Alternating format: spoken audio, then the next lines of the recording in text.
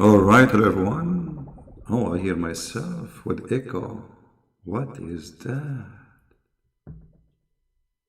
Why I hear myself? Is my voice coming with echo? For some reason, I hear an echo. Huh.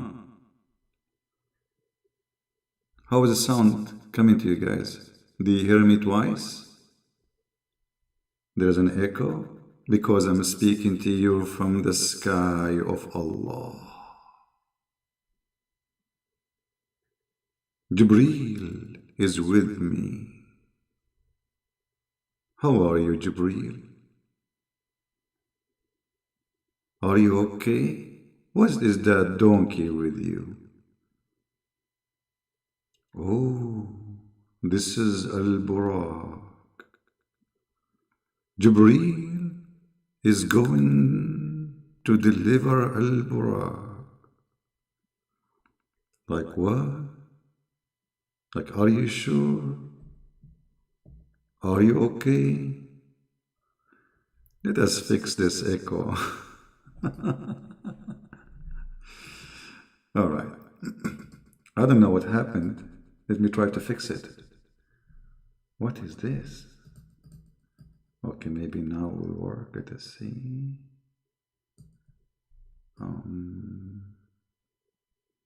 You like it, don't you? I'm trying to see what happened, why I'm hearing myself. Man. Okay, hold on. What I did? Now I know what I did.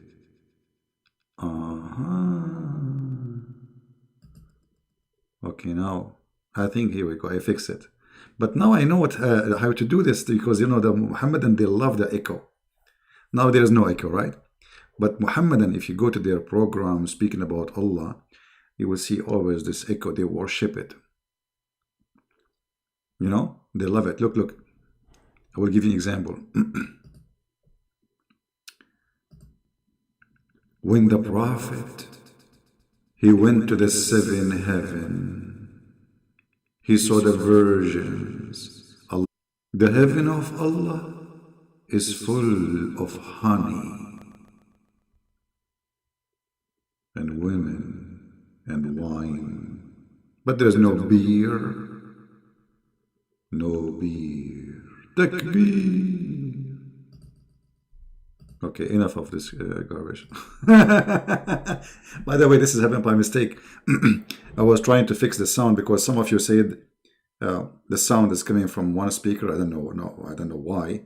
So I said maybe in the setting there is something wrong. So I changed some of the setting, but look what happened. It returned to be an echo. All right, guys. Thank you very much for being here. May the Lord bless you. And today we will not talk about the garbage of Mumu and Fufu and Susu. Good morning for those who are good morning, and good evening for those who are in America. And I am in America. Now, somebody saying you admitted your jokes are garbage. Yes, Mr. Don, I admitted. I mean, look at this Don, he's very smart, honestly. I admitted that my jokes are garbage. You know, I don't want to change topic, but let me show you one of my jokes. The Prophet said, if Don raise his head before the Imam, Allah will turn his head into a head of a donkey. Don, do you think this is a joke? Or Allah was speaking about you specifically? Hello? Hold on, I think you did not get it. I have to fix something for you so you can understand exactly what I am trying to say to you. Now I will read the hadith for you, and I'm sure you will hear me very well. Prophet Muhammad said, does the one who raises his head before the Imam not fear that Allah may turn his head into the head of a donkey. Prophet Muhammad, philosophy and superstition. Okay, this is the end of the joke. Do you like it, Dawn? Dawn, do you like it? Be honest with me. I mean, you cannot make fun of this joke now. Come on. I mean, this is not a joke. This is serious. I want you, the first time you pray behind the imam, to lift your head. Actually, no. Hold on. I have to say it with echo. I cannot say it like this. This is something very serious. We cannot play with serious. We have to be. Come on. I want you to take a selfie before and after. Before you raise your head and after you raise your head. Okay. And guess what? I think nothing will change. Because you were a donkey before you raise your head and you are a donkey after you raise your head. So in your case, nothing will change. And this is why the prophet here would not, I mean, you will not be any help for the prophet. Because how he proved his point? We have to have a change. But not in your case. Because you were a donkey. And what? You will become a donkey? Like, hello? Hello? Look how he hide now. He don't want to talk about anything. No, there is, he told them, like, read the prayer. The guy, he is between the legs of his wife, eating walnut and playing, like shish kebab, hummus. You don't do anything. The one who called for the adhan is the slave. The one who lead the imam, the prayer is somebody else. And Muhammad is playing with Aisha. Anyway, hello everyone. How is everybody? He said it's not him. Okay, it's not him. Who cares? Still, he is a coward. Actually, I for sure I think it's not him because this guy, he is brave to call this potato. He don't call, but people say it's him, and his sound close to it, by the way. But anyway, I mean, I just posted there. It's him or not will not make any difference. Can he make it? Can he do better? No, he cannot. He's a potato. That's why he don't call. Now, we don't want to talk about Muhammad and his stupid stuff and the garbage. But I like this picture. Anyone notice what is nice about this picture? What is really nice for you guys? What is grab your attention in this picture? What is nice about it? I want to read people comment because there is something I would like you to practice. Is to focus on something like a picture as an example and try to find out what is the best for you in this picture, because that will tell you a lot about yourself. So I'm going to open my Skype actually, and we will take calls from Christians only this time, because always we give a chance for the Muslims. Poor Christian, they don't get their chance to call me, which is not fair, right? So I will open my Skype, and the one who would like to call us and share with us what you think about this picture. We will put pictures, this is not the only one, because each picture is going to show us something different. Let us see. I'm logging in my Skype. And don't call me, please. Just text me. Tell me in text. Call me and I will call you. The reason I'm saying that, because we don't want people to overlap each other, keep calling when we are talking, Just text me and we will call you base, like first come, first serve. This way nobody get upset and we don't take a call over somebody else. All right. Now my Skype is open.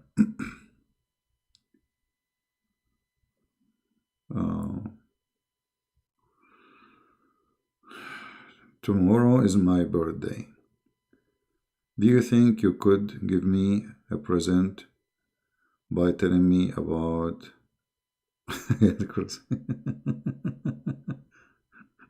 What is birthday? What is your birthday have to do with the chair of with the verse of the chair or chapter of the chair?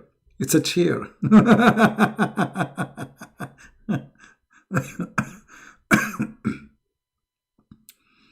Just guys, just please. Oh, this is a Muslim.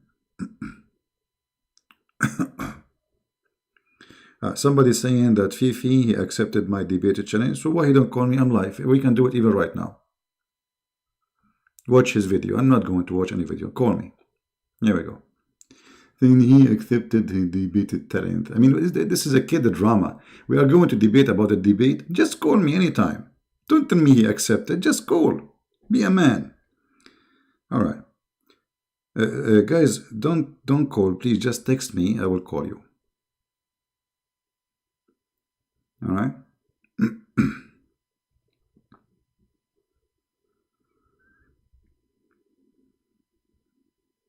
I'm waiting for text.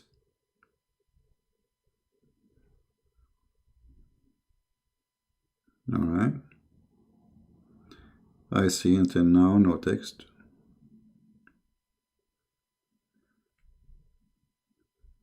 Only I see people adding me to Skype.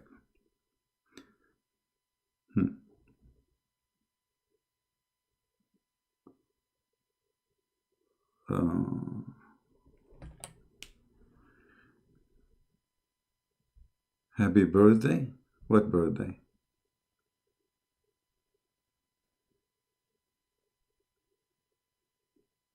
What birthday? I don't know even when I was born. I was born a long time ago. Nobody knows. You know, like before the museum was established. Long time ago. Hi CP, want to work late this morning because of you. Okay, Dominic, thank you. All right. So who would like to share with us what you like about this picture? Anyone? Nobody is calling because, I mean, texting, because that will make, maybe will lead to analyzation. Analyzation? What kind of English is that? To analyze your personality.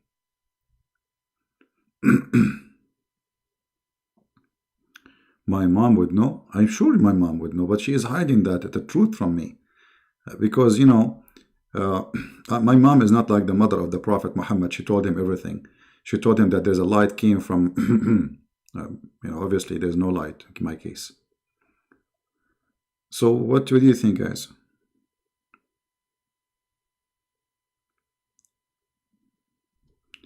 Call me. All right, we have somebody.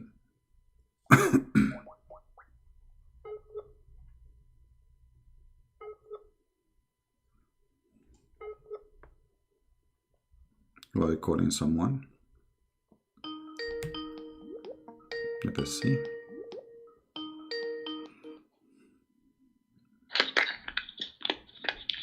Hello? Yeah. Hello.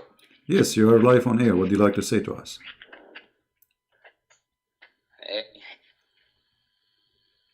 Hello. Yes, you are live on air. I hear Can you you. hear me? I do hear you. Go ahead.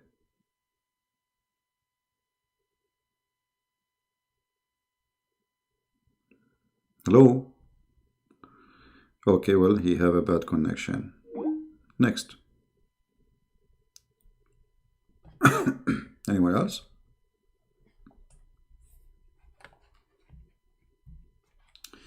I like how the tree is basic in the middle of the water. Okay, this person is calling again. Let us see. Give him a chance. Hello? Hello. Yes, you are live on air. What do you want to say? Yeah. Hi.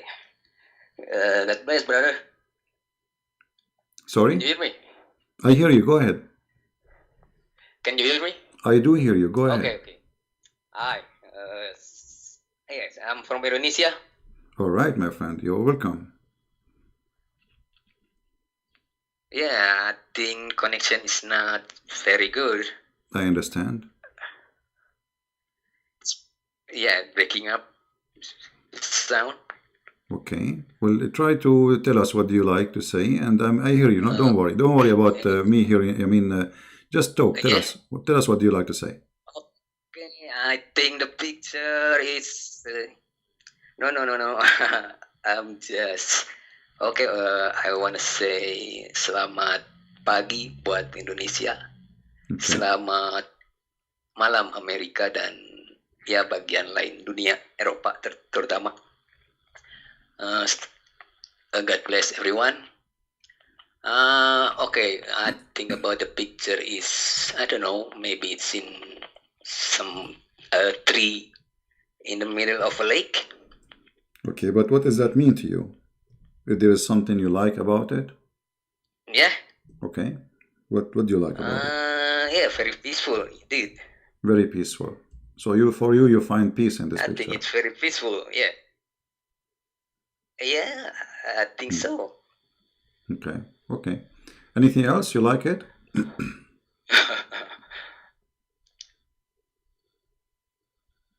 I can hear you. It's breaking out. All right. Okay. So we got your answer, my friend. Thank you very much for calling. God bless. Thank you.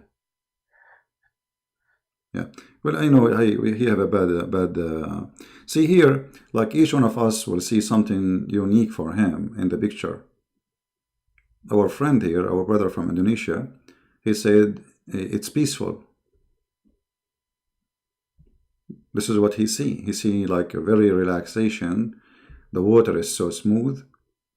It's very nice as how quiet it is. So quiet, as we understand from him, is peace. He liked the peace of it. Who else wanna tell us what he like in this picture?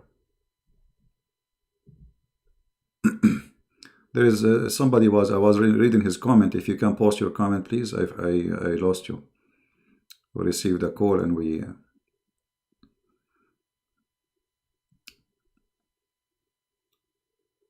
What else, you guys, you can share with me? What do you like about this picture? So the first point it was peace. Why Pamela is very beautiful? What make it beautiful for you? I see the tree of life and the river of life. What does that mean in time prophecy? What do you mean by I see the tree of life? Do you like to call me and explain to us more? Someone he see it as a swamp. It looked like a swamp. Katie or Catty, she see it as a swamp. That's interesting. Okay. I see loneliness. That's interesting too. Loneliness. Here, guys, if you look at the comment, you see that everyone he sees something different. Isn't it amazing? The same picture. Someone he see it as being lonely, loneliness. The other person see it as a swamp. The other one he saw it as power of life. The other one he sees creation. Someone sees calm river. But how come all of us we look at the same picture, but we see something different?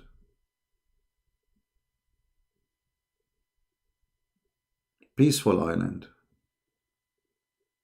Why we see things differently? Why we are not seeing, we are looking at the same picture, but each one of us, he sees something the rest don't see. I see a bird take a rest. That's interesting too. It can be a rest station for a bird in the middle of this water. Wonderful. Actually, it can be maybe a secure refuge for the bird because here there is a very less little predator. They can go there and hunt them like cats, etc. What else?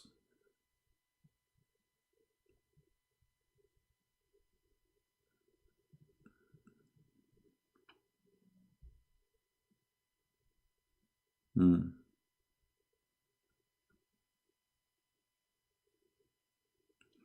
Remind me of cats. your bread upon the water. Cast your bread, sorry, cast your bread upon the water. You never know where God's word will reach. He will make it grow in the most unlikely places. This is an interesting quote. Let us read this person. The old one, he said this. I'm going to show his text.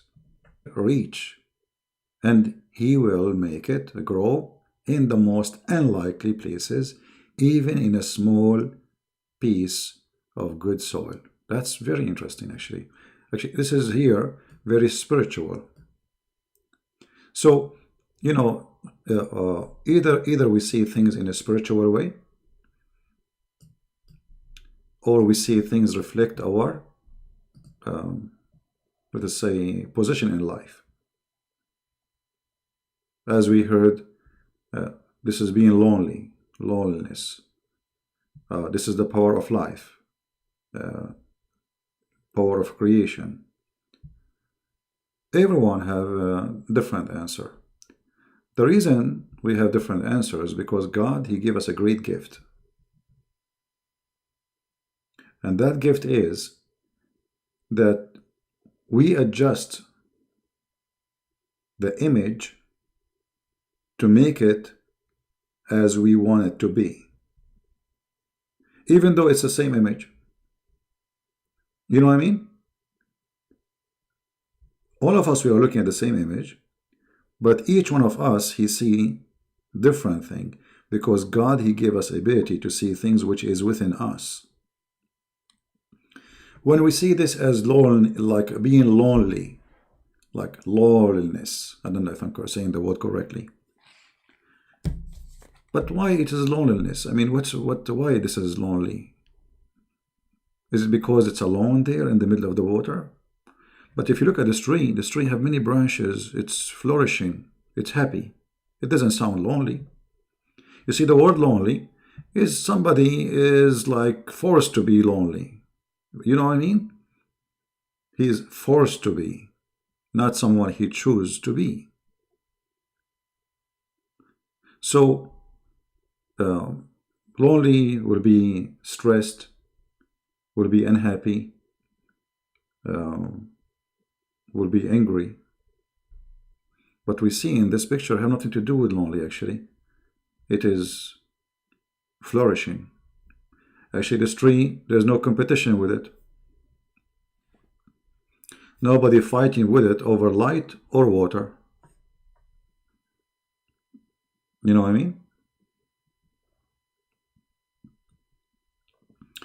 So everything you see is depend how you want to see it, based on your situation.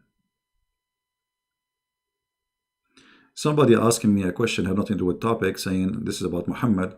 CP, if Jesus is sinless, then why Muhammad is the greatest according to the Quran? Because he is the one who fabricated the Quran. So what you can say? I mean, I made a book about myself, saying I'm the greatest.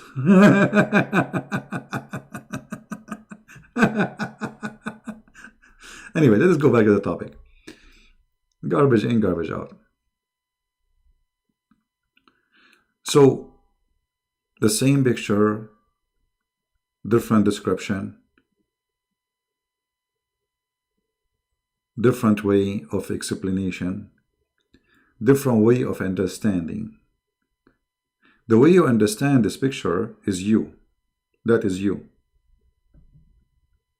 You can write down what you think about this picture and think about what you wrote down. And look, you know, we focus in the most, let us say, interesting appearance, that this picture is alone in the middle of the water. But there is many things in this picture nobody even see. Nobody noticed. As an example, this tree is in a small tiny spot, but is spreading its branches away from the base. The hands is growing, reaching out. The leaf of the tree is happy. A lot of air, a lot of light. And look at this background lighting. It's like a magical scene. So everything in this picture is happy. But for someone who don't like to be lonely, he see this as lonely. Somebody suffering from being alone, he see it as lonely. Or somebody is not suffering from it maybe, but he's scared to be alone. Because many of us, they cannot really handle to be alone. You need people around you. If you're alone, you might go crazy. Let us see. Somebody is trying to call. We said just text me. I will call you back, my friend. Just text me and I will call you back, please. Okay, let us see.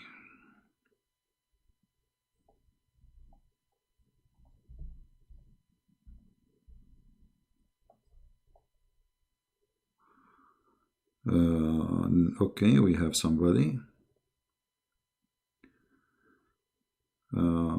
I will take you by order. Please don't call me, just text me. Okay, here we go. I see actually many people calling, they're asking for call. Let us start with the oldest between you in the list. What happened to this name? Disappear. There is a person trying to call.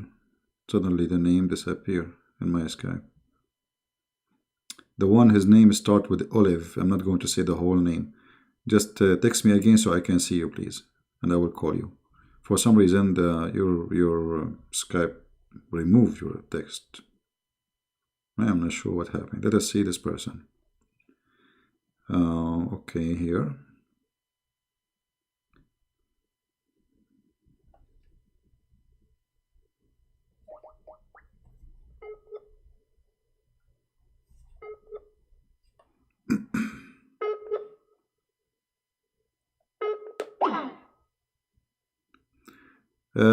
Yeah, Eric, just text me in Skype, please, my friend. You said your wife is a Muslim. I will be happy to talk to you. But maybe not tonight because, it's really late. And by the time I finish, it's going to be extremely late.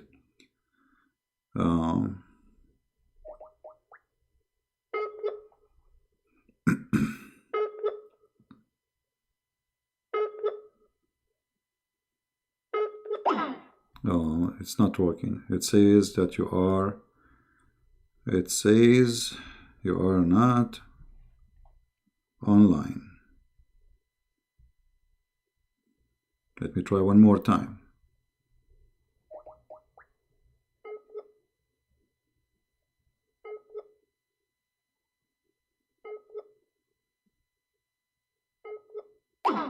Okay, well, I don't know. I tried many times, but it's not working. Okay, let us see this person here. Oh, okay, let's see. Okay, let's see. I will try one more time. Here we go. It's working now.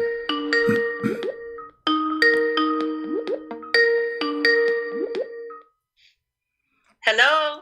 Yes, hello. How are you? Hello? Hello. Yes, I hear you. Go ahead. Hi, CP. How are you? It's me and my husband sitting here listening to you. Welcome. God bless you. We love you.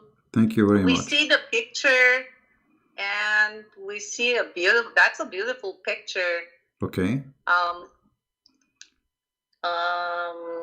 don't know. It's kind of like a nice tree that you see the reflection in the water. Okay. And then you see the rain and it looks like a waterfall in the background. Yeah, maybe you're right. But, okay. Yeah. CP, my wife listens to you all the time. She's originally from Iran, and she lived among many Muslims. All right. And she finds it very. She's just thrilled with your mission and what you're able to accomplish. Thank you, my friend. I'm happy to have you, both of you. I pray that the Lord will bless your family and will give you the best to come. Thank you so much. You too, and thank you for everything that you do. Thank you. Anything else you want to share about the picture? The picture is, I see like the reflection the reflection of the tree in the water, which I think it's very interesting, and it looks like it's upside down. Like you see the root on the top. I don't know, those leaves, they look like the root of the tree. Mm-hmm. And the waterfall or the rain in the background. It looks really amazing. All right. Well, thank you very much. That's it.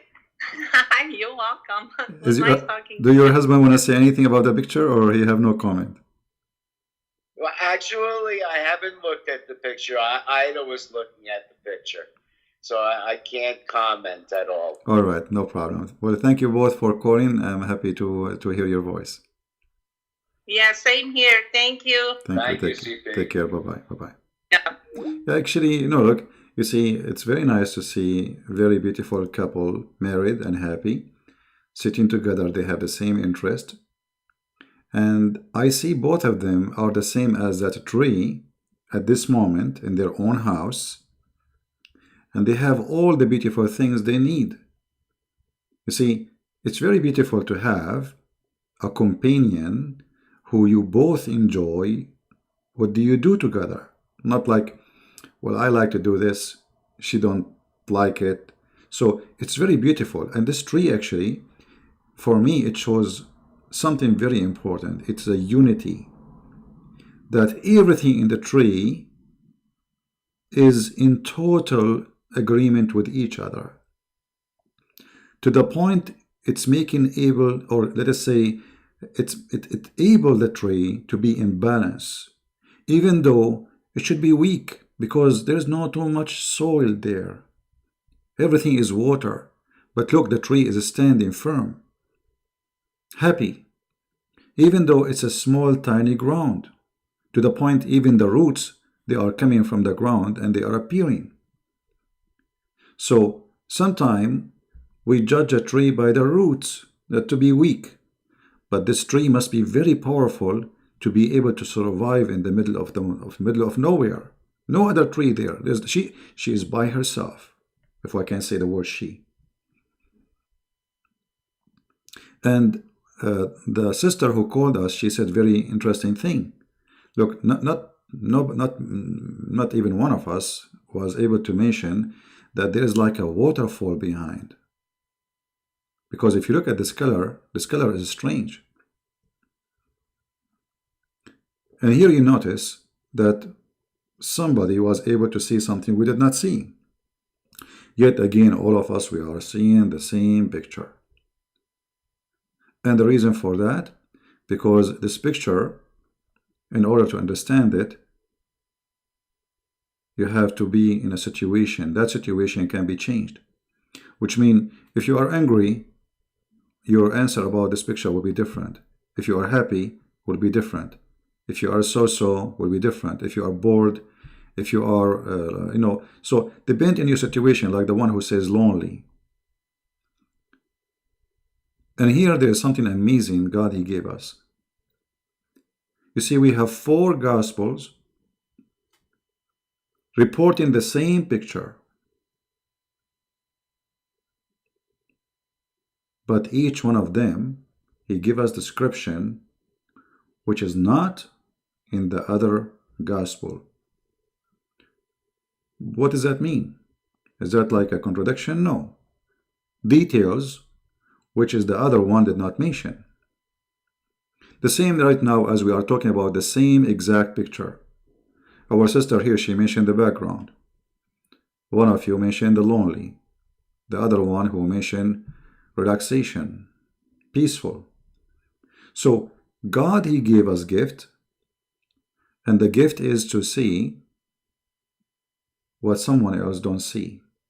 And someone else will see which I don't see. Which means it's very important for us to learn that it's not just to take a picture and see it as we see it only. We should try to see how others they see it. And try to understand what they want and why they are seeing it this way. I will change the picture in the screen so we can explore ourselves a little bit. Let us see. Let me get the other picture.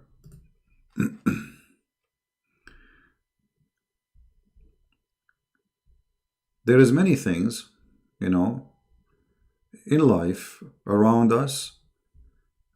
We see them, but they don't really mean much unless we focus a little bit.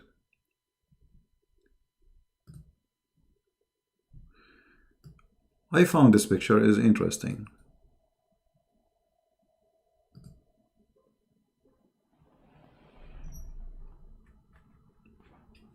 Very interesting.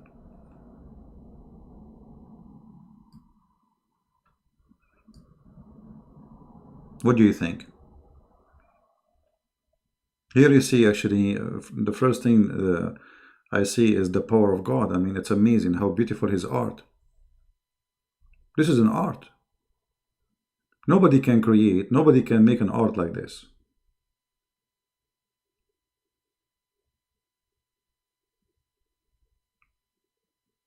But what made this picture so beautiful? What do we see in it to make it beautiful? In other words, how we see what is a beauty? What is a beauty? How you define beauty for you? For me, I see it beautiful, very beautiful, extremely beautiful. But you know, if you look at this piece of rock or this little tiny hill or mountain, if you see it in different place, I mean, it would not make any difference for you. You will not even notice it. But the existence of those things here give the picture a special fingerprint.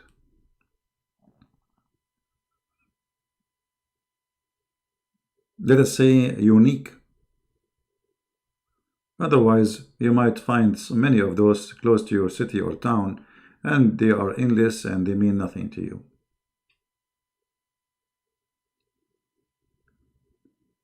And then, if you look, let me see first the cloud. I mean the comment. Maybe I can quote something. Marjana, she is saying, or he, I don't know, Marjana is a lady or a gentleman, said, the power of God, the light of life, coming through the cloud is like renewal of life. That's very interesting. The power of God, the light of life, coming through the cloud is like renewal of life. Very interesting. Very, actually, harmony explanation. Yasunon saying light on dark cloud. Very interesting. Light and dark cloud. It looked like this cloud is trying to make a blanket over the sea, but yet this light struggled to go through and was able to go through.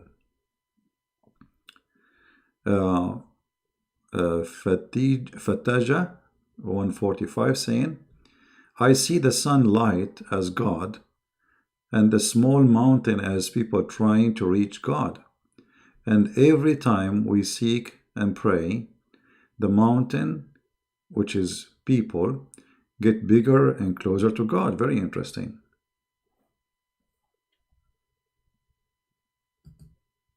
Very interesting. What else? Beauty of God creation. There is always light at the end of the tunnel. Smile. That's good. There's always light at the end of the tunnel. But look again.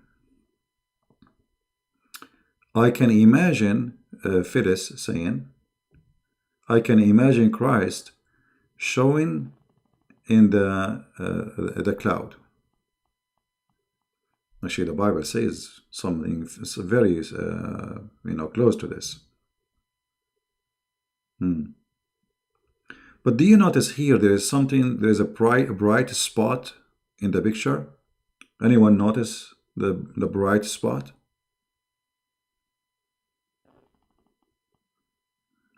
Alto is saying it's like, look like the Trinity.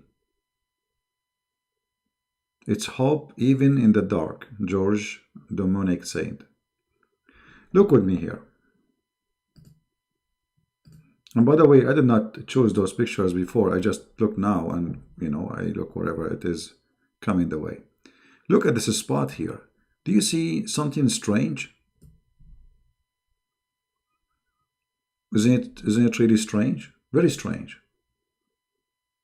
If we do not know the nature, we will think that there is something there.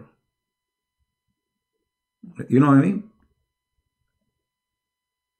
We will think that there is something shiny in that spot. And that shiny thing, the light is coming from down, not from above. Is it true? Look how shiny. It is shiny more than the sky itself.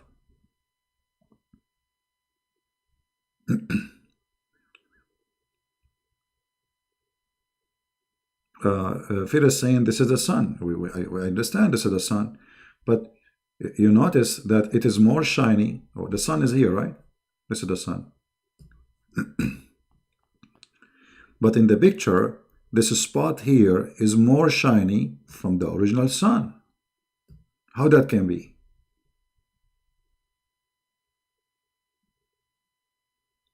How a reflection can be more shiny than the original?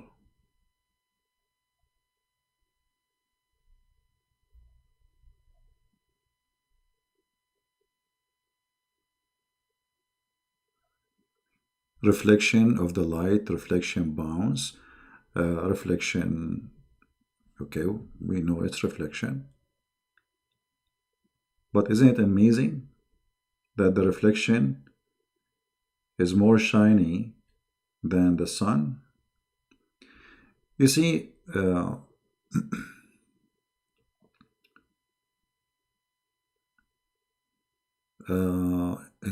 Ebony saying the tree remind me of Psalm chapter 1 verse number 3. That's a very good thinking. Okay. We can go back to the tree later. You see, every one of us can see many things. But what I see here, that reborn again from the water, the light come down, and then this light is reborn again, which we call it reflection,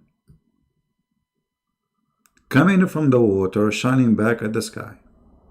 So the light came down to earth. In the earth, there is a liquid, it's called water. This liquid observes the light, and the light go through it. And this liquid then reflect the light again and make it powerful.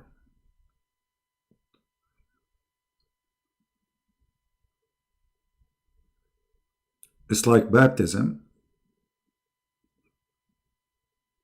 The light come to us, we get baptized, and then we reflect the light of God in everything around us. Even though this is not our light, we are not the origin, we are not the original, we are not God, we are just His creation. But God is so powerful in His creation to make such a weak water. I mean, how weak can be? Who is more weak than the water? But in fact, the water is the most powerful element in this earth. But it's weak. I mean, you can put your hand through it and you can cut it easy. It's weaker than cheese. But water is very powerful. So this water, who is very weak, receive the light and then send the light back. And the light come back from the water as really as if it's a source of light. And this is exactly how the Word of God works. It come to us, and then it go back, and it give its light. It go in the dark, became shiny. If you notice with me here, with this light is not coming only in a spot. The light is coming in many spots. Actually, there's a light which maybe we don't even notice, coming all the way here. Do you see this area here? Let me draw let me draw a line. Do you see this area? There's a light coming here. So it's like a gate.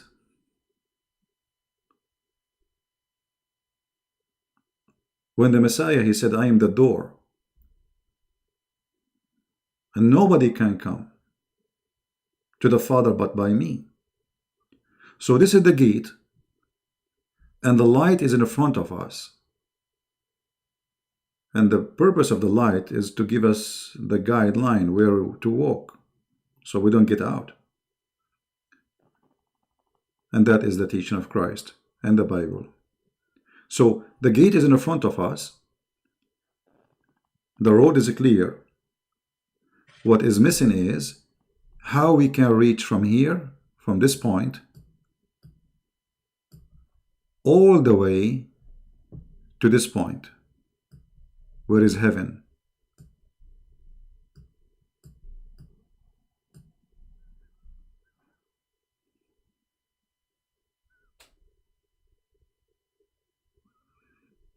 This is very close to what is written in the book of Revelation about how the Lord, he will take us to him. How he will come in the glory of, with his glory of his angels over the cloud. The Messiah, he said, I am the light. And what kind of light he is talking about? It's just a light just to see and, light, normal light? Or he is the light of the way?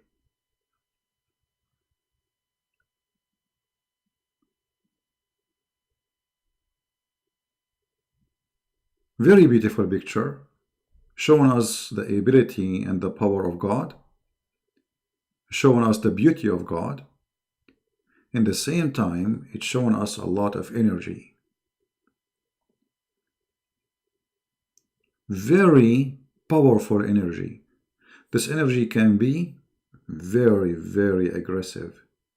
But look how relaxing it is. But time will come, my friend, and the energy which you think it is just relaxing is going to destroy the evil. Many, they think that Christians are weak because they don't use their energy for evil. Many, they think that Christians, because they believe in peace and love, that make them weak, as the book of the Muhammadan teach them. But the fact, that is nothing but power. You see, when you are a person who is in confidence, you always relax because you are in control. The one who is weak is the one who uses violence. And the one who relaxes, he will have patience and more patient, a lot of patience. But then the Lord, after all the patience he gave us, he will say, your time is up. I gave you the time, and now it's time for you to pay for your crimes. So this beauty, which is presenting God for us, the cloud, the sun, the light, the colors, all of this is nothing but power, amazing power of the Creator. That power, we should understand that yes, it's very beautiful, it's very loving, but there's a time where this beautiful, loving power is going to seek justice. It's like human being is like somebody, he abused the nature. He started cutting trees, throwing garbage in the beach, in the water, spreading dirt everywhere. All what he cares is just some joy, and he don't care what will happen. So human being, this is what he do, generally speaking. God, he gave us this beautiful earth, and then we abuse it. And he gave us our body, and we abuse it with sin and drugs and garbage and madness and smoking. I mean, all of this, you are harming God, actually. Not only harming yourself, because God, he gave you a body not to burn it by a cigarette or by drugs, or to be a crazy drunk person who kill himself and burn his money. So this nature here is so beautiful, but this nature is going to collect the fingerprint of us, which means it's like, you know, God, he have a file for every one of us with his fingerprint. What we did in this nature, he gave us all of this. The time will come, and then he will say, okay, I gave you this beauty, and what you did. I give you life, what you did. I gave you children, even though I kicked you out from heaven, still I blessed you with not to die and not to be gone. You see, when God, he punished Adam and Eve. Giving birth is painful, but this pain brought something beautiful to the mother, a child she loved to death. So God, he tried to help us. We broke the balance. We broke the heaven. We broke the order. We get out of heaven. Yet he replaced us with heaven. And then we go down. Instead of keeping it as heaven, we make it dirty. We make it filthy. We spread the crimes. And we hurt people. And then we think we are controlling the earth by a power we own. But all of this one day is going to disappear. I love really this picture. Very beautiful and very, very telling. Very telling. Anyone else want to say something? Let me see Skype if somebody texting when I call. Okay.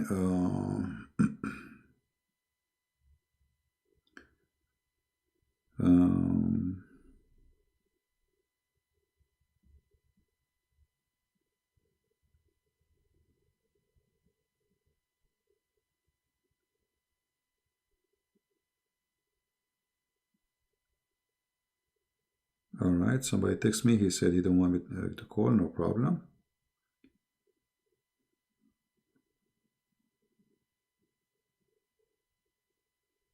Yeah, he agreed with something I said. Okay. Here.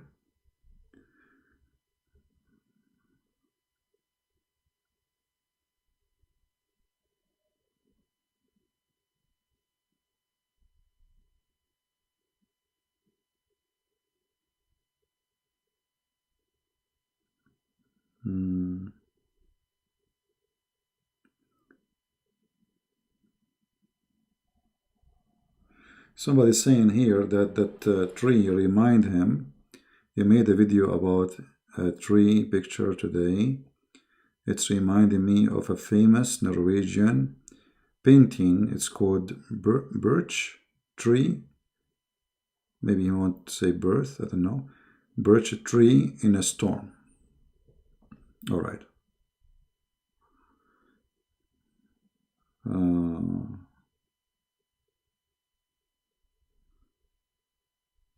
Somebody's saying to me, call me, and then he says to me, don't call.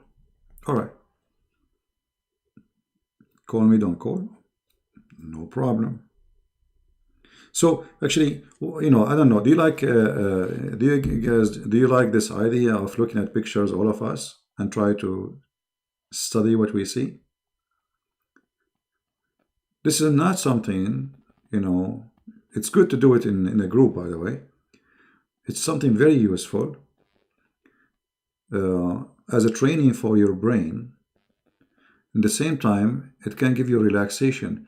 But I'm going to change now the scene, and I will try to find a human being, and I will try to see what we see in this a human being. How we see other people around us, what we see on them. Let me try to find something. Again, I did not prepare those pictures. I'm just looking right now in the spot when I'm talking to you. Let me turn it off so I can look. I will search in the search engine for a human. Let us see.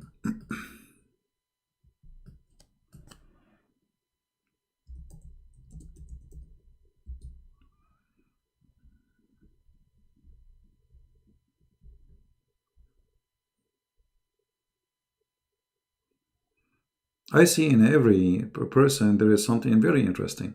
Let us take first this brother here. I will put the picture in the screen. What we see in this person. What you guys can see.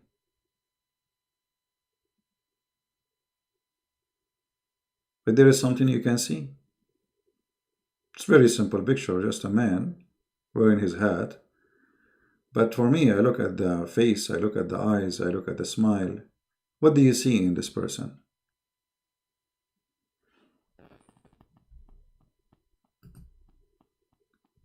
Happiness. That's very good. Happiness. Honesty. Wonderful. I love it actually. Happiness and honesty. What else? Life fully lived. Wonderful. Look at those guys. Peace. That's true.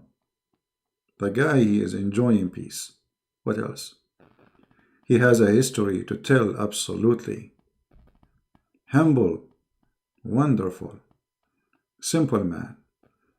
Smile eyes. Content. Wisdom.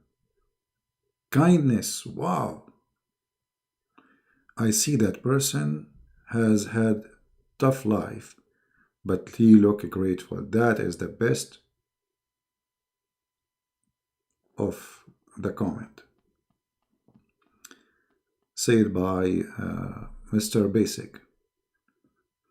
I see that person he had a tough life, but look grateful.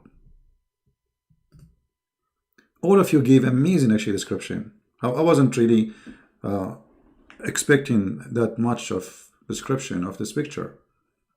Look at this guy. I mean, it's really very, very telling picture. Very, very, very special feature in this person. His eyes, his smile, his attitude, everything about him is very special. And it's true, everything all of you said. He have history to tell. He have a tough life. Actually, you can see he's maybe tired, but still he is very, very calm and happy. He is happy and calm despite life experience. Each of his face, the eyes are both happy and sad. He look satisfied. That's what the old one said.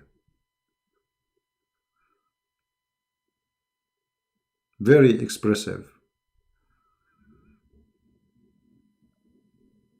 Now, how many of us we would like to sit next to this person and try to have a nice conversation with him? Me, myself, I would love to. Right?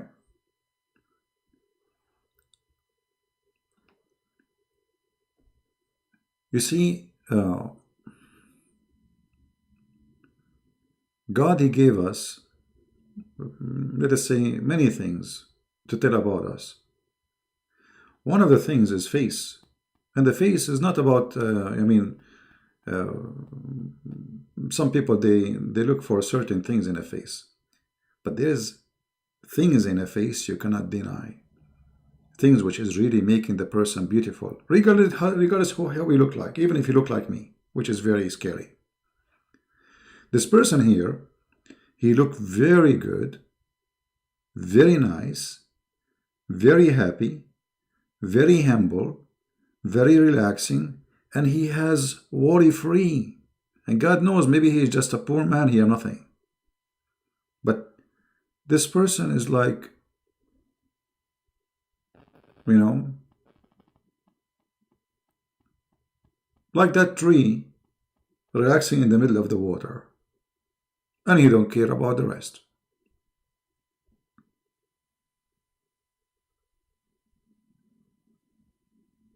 Very beautiful. Now here the question is, how we can be like this person when we get in his age?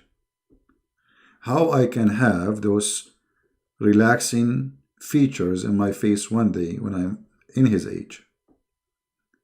How he was able to have them. That will be very interesting to talk to him and see what making him that, having this relaxation, this peace.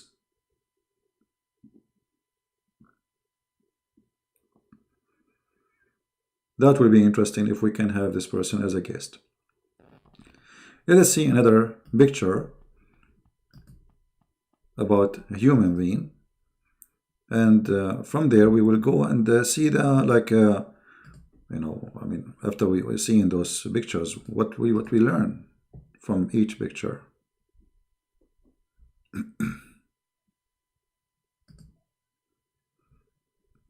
Look at this man. I'm trying to show all his face in the picture. Let's see. To put it for you on the screen. What do you think about this person? He have a long beard. His hair, let me try to make the picture, even though it's going to show too much out of the frame. What do you think?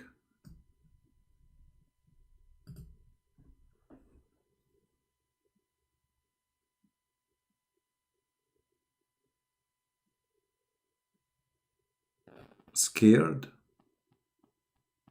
Mimi said he is scared. Angry one. Sad. Sorrow. Hard life.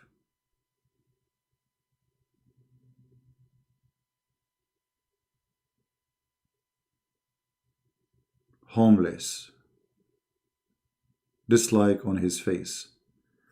This man, he have a very hard life and look very unhappy. Just woke up guy. That's funny one. Too much thinking. Not happy. Rough day. He have a bottle with something inside him. He have a bottle with something inside him. Okay.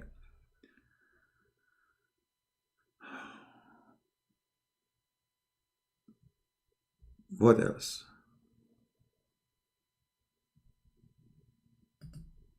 What else you see? Blind? Wrinkless? Fear or sadness in his eyes? Hungry? I'm not sure about that hungry thing. Truthful, but still living. People like that are not hated. Full of worries.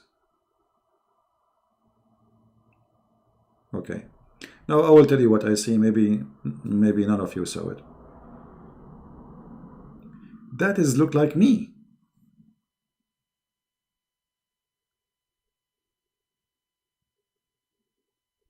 But I'm not sad. I try to get away from being serious. Thinking about things deeply. Looking and concentrating in things as if you are out of this world. The one before him was very relaxed, which means he's not really worried about anything. He's just sitting, relaxing, happy. This guy his brain is like A nuke is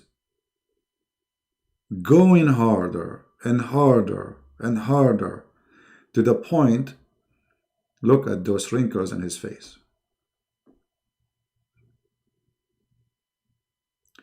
Life can be very tough on you if you are a person who think a lot, especially if you are thinking about others more than about you.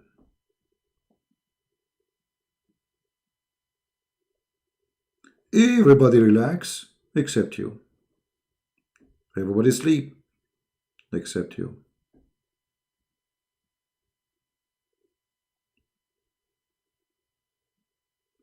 Somebody said Sophia, she said a good word. Overthinking. This person is very serious. And he is not taking it easy.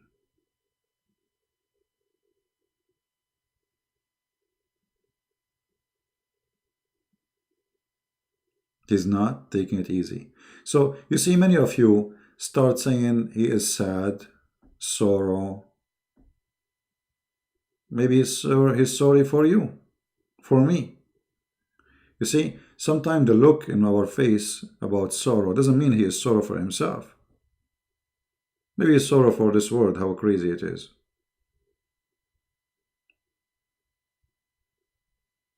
How it became disgusting.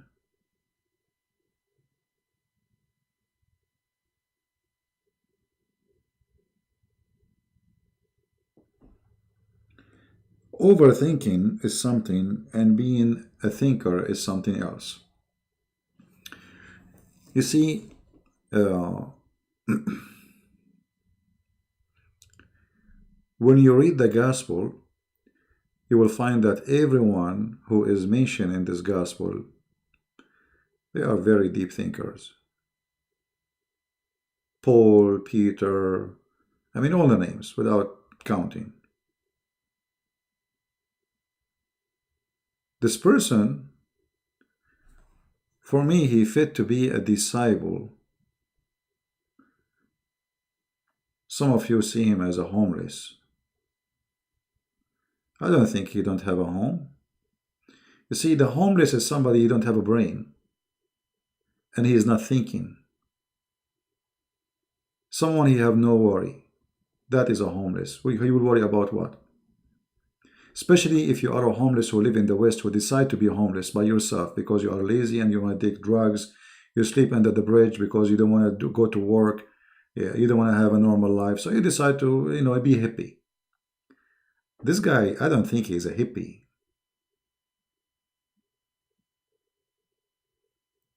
I think this guy, maybe he accomplished a lot of things. Maybe not necessarily to be uh, money. You see, because we are judging by the appearance, like, okay, look at his hair.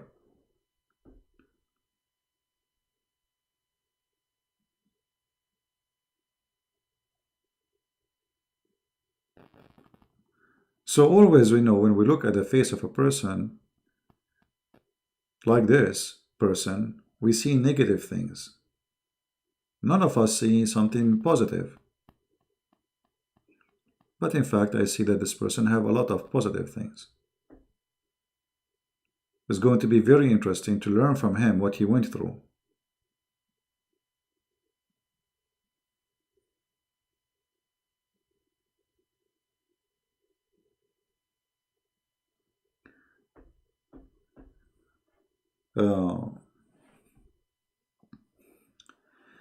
Let us see one more picture and see how we think about it. You see, in the first picture we show you, it was very positive from you, all of you. But here it was the opposite. Almost all of you have a negative thought about this person.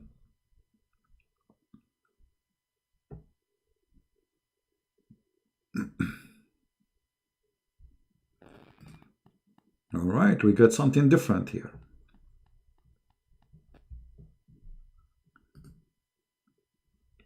What do you think about this man?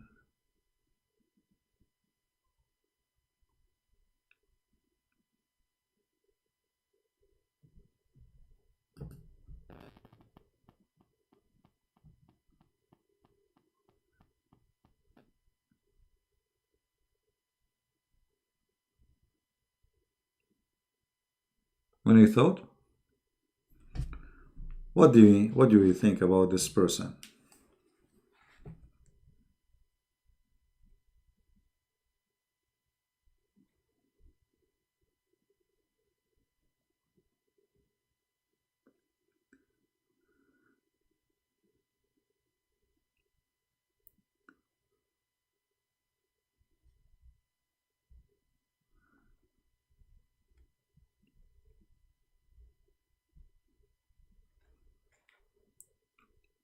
Hopeful, healthy, enjoying life, smile hunter, cheerful, brilliant, perhaps genius. Genius? Yeah, genius, okay. Sonia said, how are you, Sonia? I saw your video. You're a wonderful person. Welcome to our chat. I want to hug him. Okay. Old but fit and a sport guy. Okay. That's a good one. Grandchildren plenty. Happy person. I see my father on him. That's a wonderful statement. I see my father on him. That's amazing. Okay, but what make you think all of those positive things about this person? I mean, why we just change faces? The one before him, he was sad for you, angry. What happened? I mean, how we come to all this conclusion from a picture?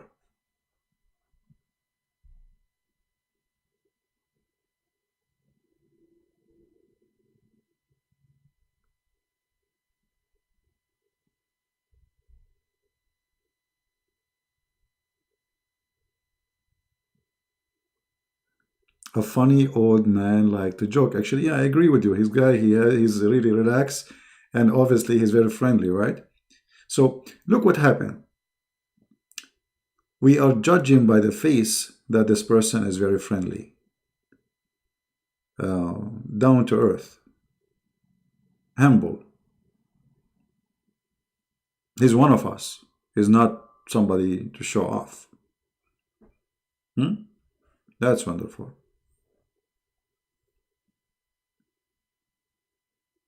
But don't you think this is not fair? That we are saying all those positive things about a person we do not know just because of his face. The same we did exactly to the previous person. We said tons of negative things about him just because of his face.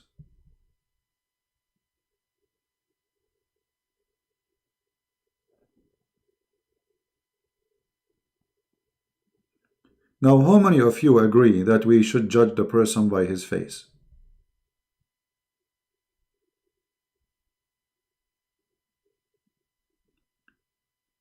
Someone asking, saying, well, you ask what do you think about him? Yes, I ask you what do you think about him. I'm seeking an answer. And the same now, I'm asking an answer, a question. Do you think it's fair to judge a person by his face?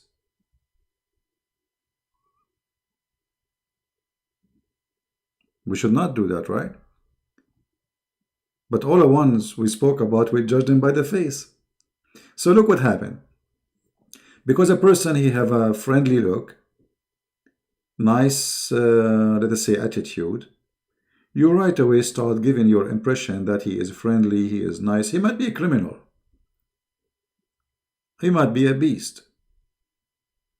The one we saw him that he is the aggressive one, he must be the best between them. The Messiah, he said, from their fruits you shall know them.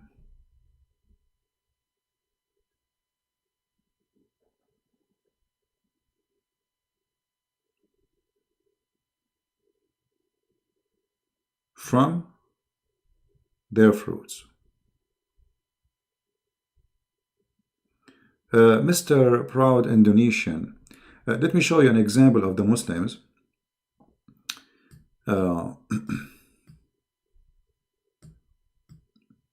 Drama. Let me freeze the text. Okay.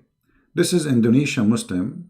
You know, they are angry because I make a lot of Indonesian leave Islam. Look what he said.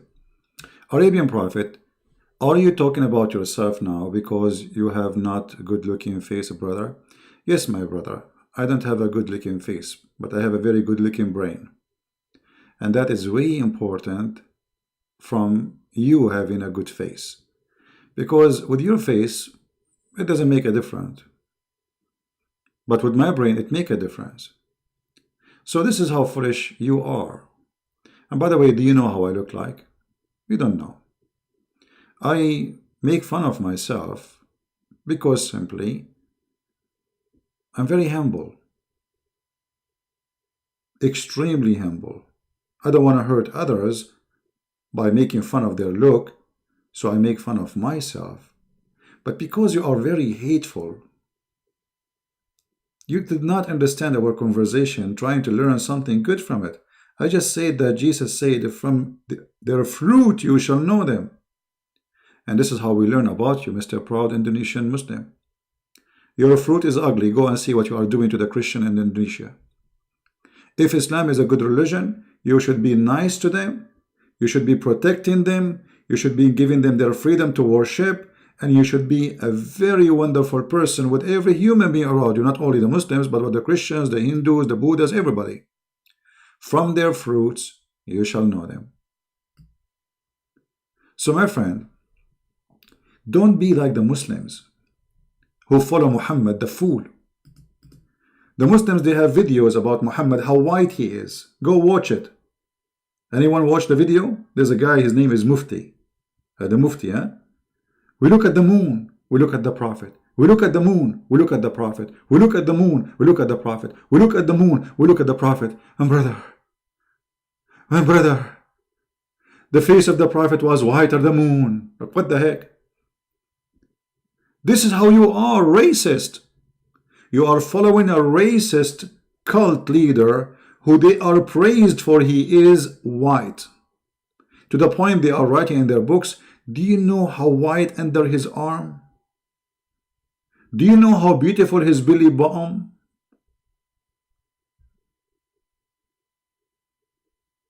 In front of us, we have an Asian person, and we put a white man and a black man, and all of us are equal. In Islam, no.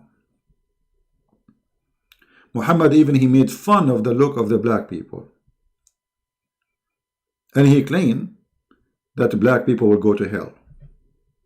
And Muhammad, he made fun of the Asian people, and he claimed that Asian people have a face which hit by a hammer. So we go back to our topic, because this Muhammad, and they try to disturb our peace. Don't let them.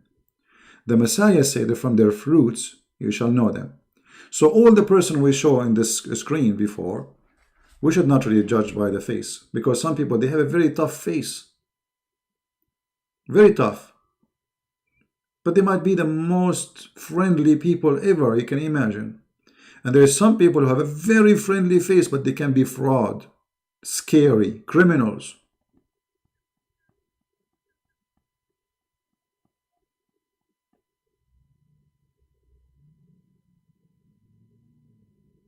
Don't let the face fool you. I'm not speaking about this person. I don't know him. His face looked very friendly. He looked very nice person. But not necessarily that if you have a nice, friendly face, regardless of how you look like. I mean, the friendly is a friendly, because the friendly doesn't mean that you are handsome, but you are friendly. Let us say, people, when they see you, they relax, they like you. So some of us, maybe they have that face, and some of us, they don't have that face, but it doesn't matter really. What matters is the fruit. The fruit of this person.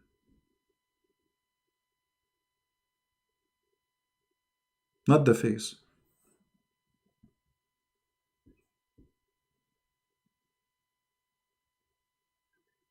Sadly, in this earth, we judge. Even when you get married, you marry the face. The first thing you like about the person is the face. Then after you get married, the face start talking. And then you will notice that this tongue is like the tongue of the devil. Regardless if it's a man or a woman. Most of a human being, actually, they marry the look. They are not even marrying the person, they are marrying the look of the person.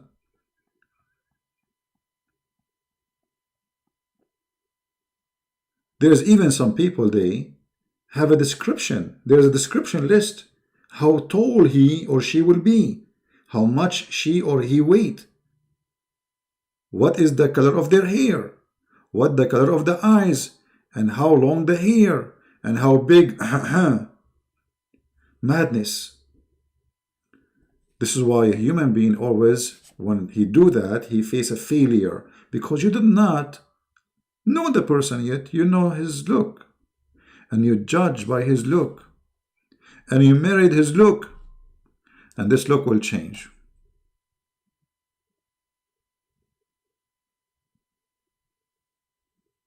Every human being, all of us. I'm not saying I'm not like you. For me, if I want to marry a woman, for sure I would like to marry a beautiful woman, right? But beautiful for me in which way? How we can see beauty, and what is a beauty for us? Is that the friendly face? Is it a smart woman? Deep thinking women? Shallow women? Because, by the way, some men, they don't like a smart woman. A smart woman for them is pain.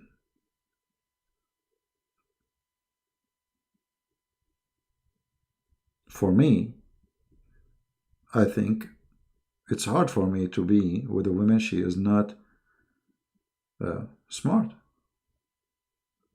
It's going to be very painful, actually. And I would be proud about her to be even smarter than me. Many, because they are not self-confident, they don't want competition. Only one smart person in the house. Because if we have two smart, who is going to be in control here, right? Because he is not self-confident, so he think if the wife is smart, educated, that is a threat for him. So we shall not relate in a look to make decisions. Does CP like Indonesian women? I mean, my friend, what's wrong with Indonesian women? First of all, I never met one. Actually, I did, I think, once. Yeah. But anyway, women are women. Indonesian women, Arab women, American women, white, black, women are women, and men are men. All of us, we have a blood. All of us, we have heart. All of us, we have emotion. All of us, we love. We get happy. We have sadness. We are human. There's nothing is called Indonesian, and this does not exist really, unless you are racist. What is exist is the quality. So instead of focusing in a look of a face or a shape of a body, why we don't focus in the quality? This person for me would be wonderful if I know what he do, how helpful he is to the society, how much he accomplish, how many people loves him. Because maybe he is a friendly by the face, but maybe he harm many. There's some very good looking friendly face, even they are priests, but they are child molesters, like the prophet of the Muhammadan.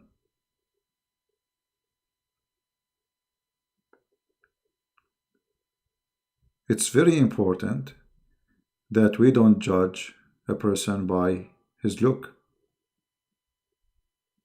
And actually, this is why I wanted to share those pictures with you.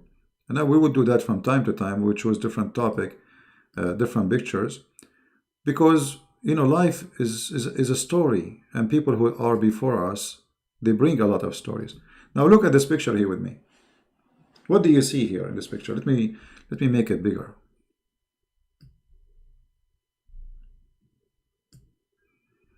What do you see in this picture?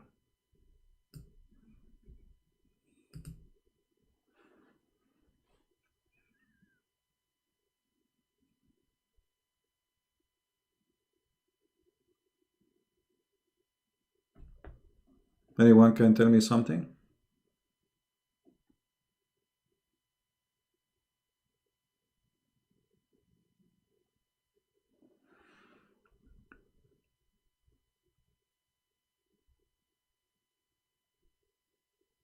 What do you know? A Muslim is talking, just wait.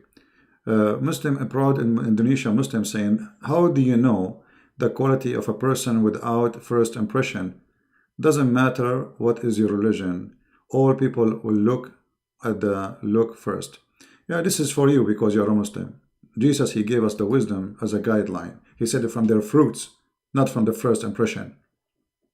Jesus, he said, be aware of false teacher who come to you in a clothes of a sheep, but they are wolves. You see the wisdom? So the first impression is a sheep. The last impression, you will be in his dish. This is why you are a fool following Muhammad. We are following the most wise, amazing wisdom of God. They come to you in the clothes of a sheep, but they are wolves. They will eat you alive. That is the teaching of my Lord. Now, what do you see, guys, here? Two older friends together. Wonderful. What else? They are planning to have coffee. Okay. Two older friends talking to each other.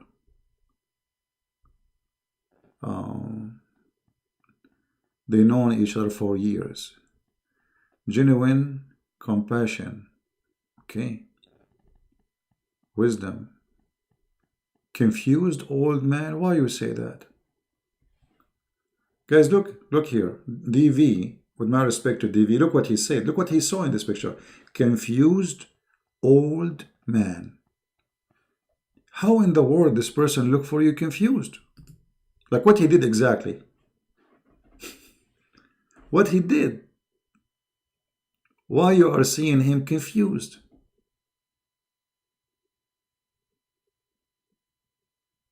That's very strange. One happy, one confused? Why? Okay, listen. There's a conversation. There's one is talking, there's one is listening. The one is listening is giving full attention. Let us zoom in the picture. And the woman here is listening. So how that can be confused? Actually, it's the opposite. Because a confused person, he cannot focus. A confused person, he will not even listen.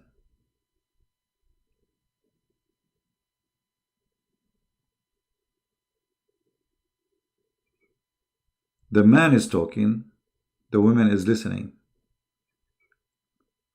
And actually, I see a very interesting moment here. It's like history. All the lives of those two people, who they are in very old age, is coming to a moment. They met. And here I notice that this old man, he is holding two sticks in his hand.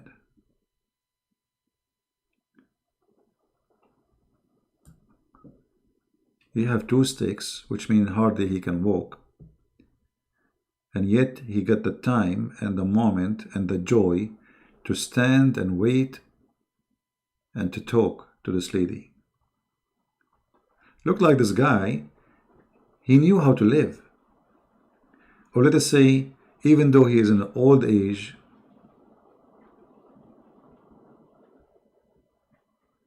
yet he's enjoying his old age. And he found a moment which is very interesting when he saw an old woman, but maybe she is not in his age, or maybe she is in his age, but she is in better health, to talk about their life. Do you remember this person? Do you see that person? God knows what they are talking about. But in this moment here, I see that why we don't look at ourselves in this picture. Why you think? What do you think if you are in his age? What you will be doing? Why we always, when we look at old people, we see something not nice, confused, as somebody said. You will be there, my friend. You will be in his age. It's just a matter of time. This guy, one day, he was a very healthy, jumping upside down, going to the 5th floor in 2 seconds, like very healthy. And look at him now. That is you. That is you if you are a man, and that is you if you are a woman.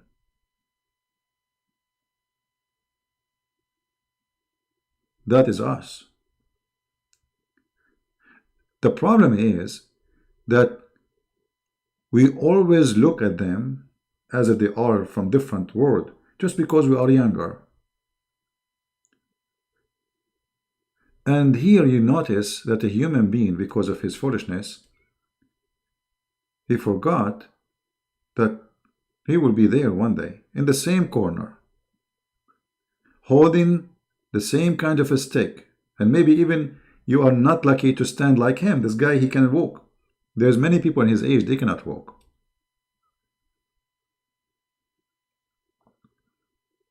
So I advise you, when you look at all people, not to make fun of them and say silly stuff, because this will be you. It's just a matter of time.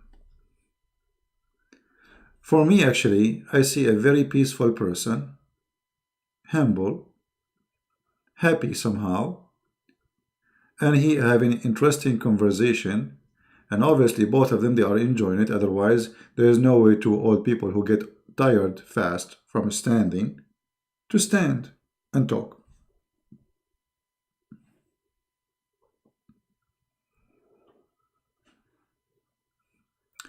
Shall we show more pictures or enough?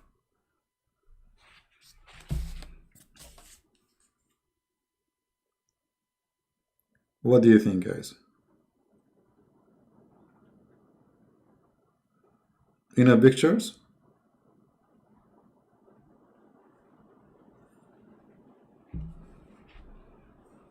Do you like this training? By the way, this is a training. This is a training, so will help you in a spiritual life, will help you, the Hindus, they have yoga. We do not need their yoga. We have better yoga. We have very, very, very wise teaching of the Lord. And we have eyes and we have heart.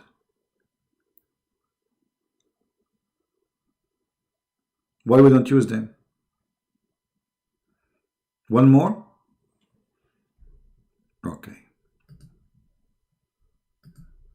Have you ever before, any of you, practiced such a thing before? I mean, before me? Anyone before he's,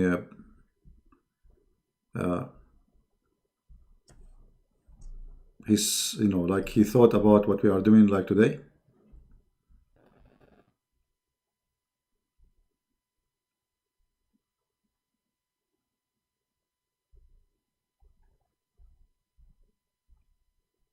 Let us see.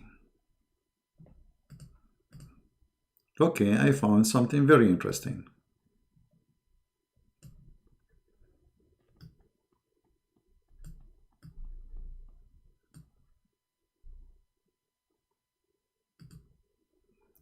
صور بدون تعليق.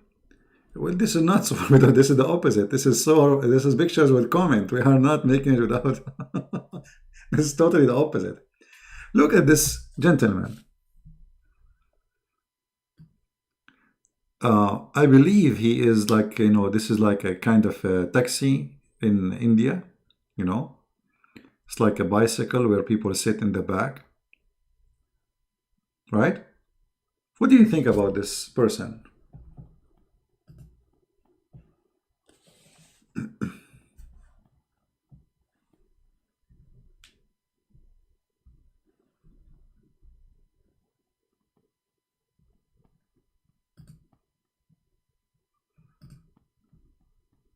What do you think?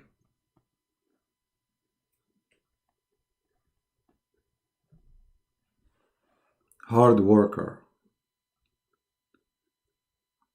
Okay. Be aware of those, like there is filthy people coming here in the chat.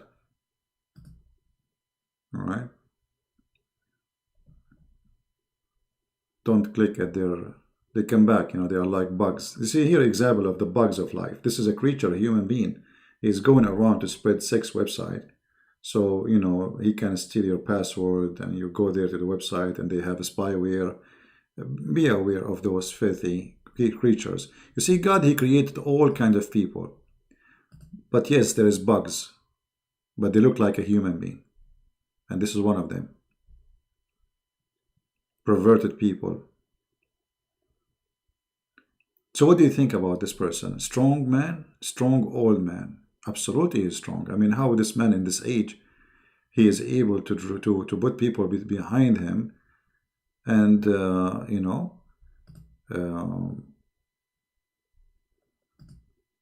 work, hard work. What else you think?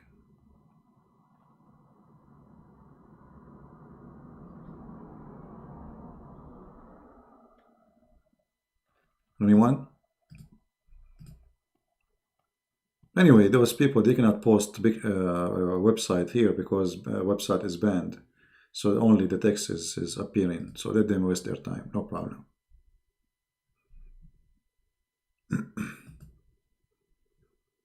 What else? You can tell me. Yeah, anyone can call, but we have a topic is about those pictures.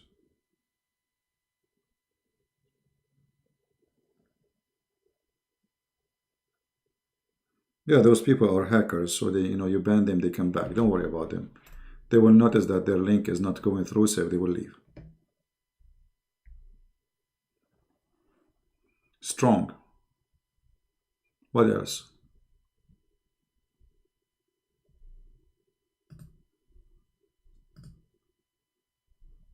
That's it. Strong old man. Happy with life. Okay. He wait to carry you. Interesting. Proud. I'm not sure about this one. Proud. Do he look proud? I know. A man who knows his way around. Interesting. A fighter. Look like he enjoy his job. Experienced traveler person. He used to posing for photos. That's a good one. Funny one. Don't seem happy. Life experience. Very dignified, proud man. Humble. Deep thinker. Very interesting. Well, you see, many of us did not notice. There's many things in this picture, actually. Like we saw that he is strong. I don't know why you think he's strong. Is that because he put his foot in the top of the... Or maybe because he is driving a bicycle where people, he have to take them? When you are living in a poor society, life is very tough. And doing this job is not because you are strong, not necessarily, but because this is what you can do. And this is what is available. Otherwise, you will be homeless. This person, many of you think that he's enjoying what he's doing. I don't think so. But let us say he adjusts his life to what he have. Imagine yourself in this age. This guy may be in his 70 something. And yet to make living, you have to drive a bicycle all day long. People sit behind you and give you a few rupees. So what do you do with a few rupees? Just to buy some bread to eat, survive. Very simple life. Very basic. This person for sure, he have no retirement. Tomorrow God knows what will bring to him. I see in his face, and I'm going to zoom in his face so you can focus, because most of you may be focused in the physical body, in the position of in himself on in his bike. but we did not really focus in the face.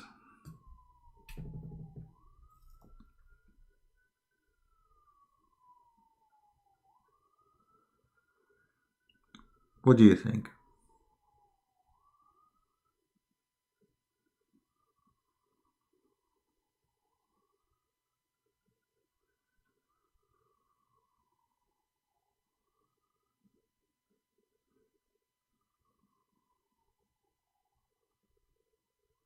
Good, more, weird.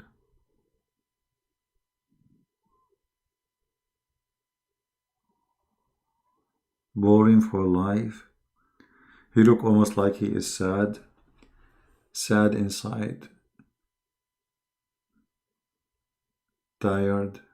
Some confusion. I'm just reading the comment. Look happy. I mean, look at the different. There is the very opposing ideas about what we see. We are seeing the same picture, but if you look at the comment, everyone he have his own way to see the face.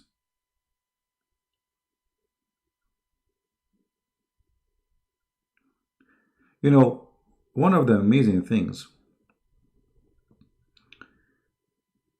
that when you reach the point that you are very poor,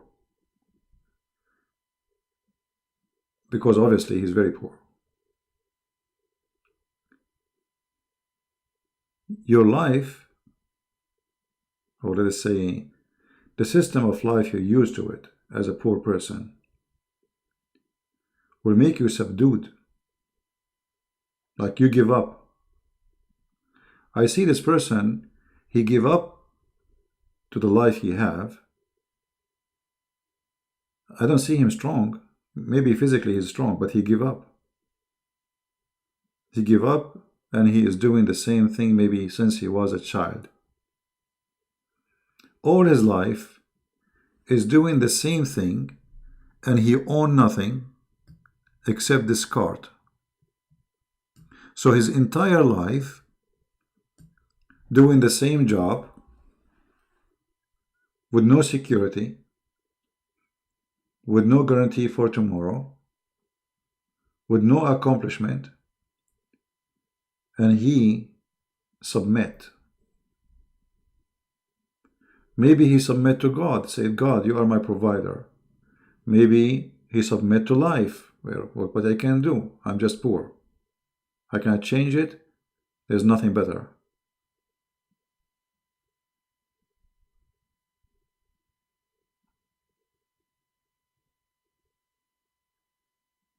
How many of you wish to be in his place?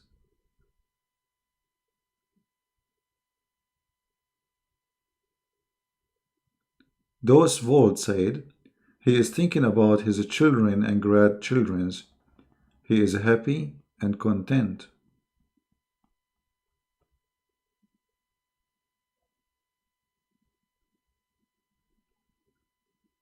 Anyone like to be him? Let us be honest. Because the one who see him happy, do you like to be him?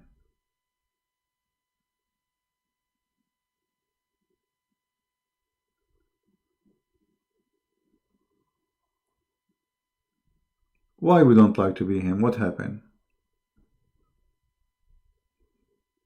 What is the reason you don't like to be him?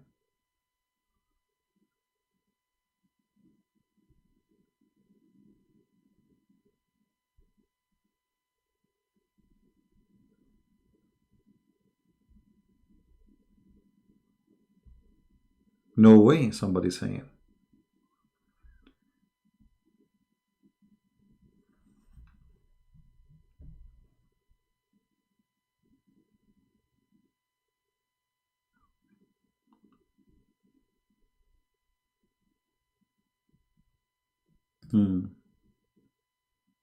He is not a Christian. No, we are not talking about he's a Christian. You never know. He might be a Christian. How you know?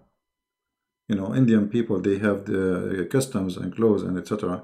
You know, maybe he's Hindu, maybe he's a Christian. At the end of the day, he's a human being. We are talking about the human being. Right? Proud Indonesian says he's a loser. Why he's a loser? You see, he's poor. You see, proud Indonesian, he said he's a loser. Okay. So, if every poor is a loser, That's shame on you to say that, because he's poor because he have no better choice. Maybe he never been in school. Maybe he never have a chance to somebody to pay for his school.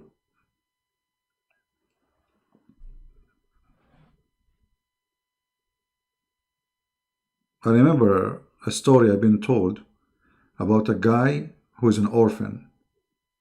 He's an orphan. He cannot afford to go to school. This is a long time ago, you know. This is a story my dad told me. He got a kid and they agreed to fight together. Why? Because if they fight, they go to jail, and then in jail they will teach them how to write, how to read. So what do you expect from a person like this? I mean, there is nothing that life provide them nothing. He have no parents, he have no father, no mother. He's just a street boy. He wished to go to school. Imagine they decide to go to jail to learn. This person, he is born in a poor society. Opportunity is zero. So he is a loser for what? Because he don't have what you have? The fact it might be the opposite. Because he have nothing, he's born in a poor society, but look, he's not begging for money like many. I see in the street here in USA, people who they are 6 foot tall, very healthy, holding a card in his hand. I am unemployed, please give me some money to buy a sandwich. How shameful. This person is not begging for money. He is more than 70 years old and he is working for his food, and he is a man. He's a real man. I respect him. He is poor because he is born in India and everybody around him is poor. The income is low. The opportunity is very limited. And I'm sure he'd never been in school. So I think this person deserves respect. He can sit in the floor, in the ground, and say, look at me, I'm an old man, you know, please feed me. Look, he's not doing that. He's a hard-working man. So all what we said about this person, which is bringing many contradictions to how he is tough, he's sad, he is content, he is happy. Somebody saying he have a grandsons, he is proud of them, etc. But the most important is he's independent, even though in his age. You see, when we get old, we need assistance. You know, especially if you are born in countries where there is no security. There's no retirement. Who's going to feed this person if he gets sick?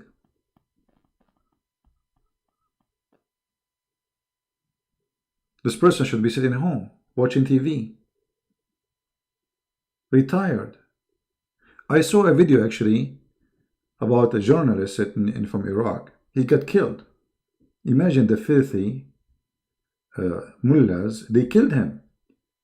Because this person in the video, he was saying, look at this old woman, she is like 90 years old, and she is pushing a cart to sell ice and water. You believe it? Because of this video, they killed him. They killed him and they killed the one who is holding the camera. Because a country like Iraq, full of oil, yet there's someone in the age of your grandma selling ice and water in the street, pushing a cart, which a camel cannot push.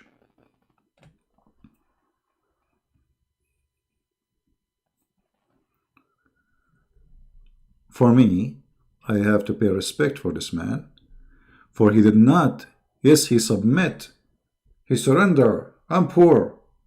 Country that I live in is poor. No opportunity. Very poor people. But look, he submit, yes, but he is working. He did not, and he is not begging for money so somebody else will feed him.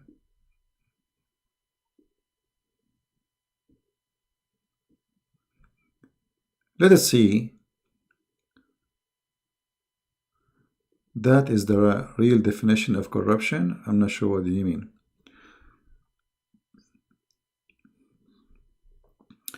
The majority of rich people are Christians and Jews. I think you guys should give half of your money to the people.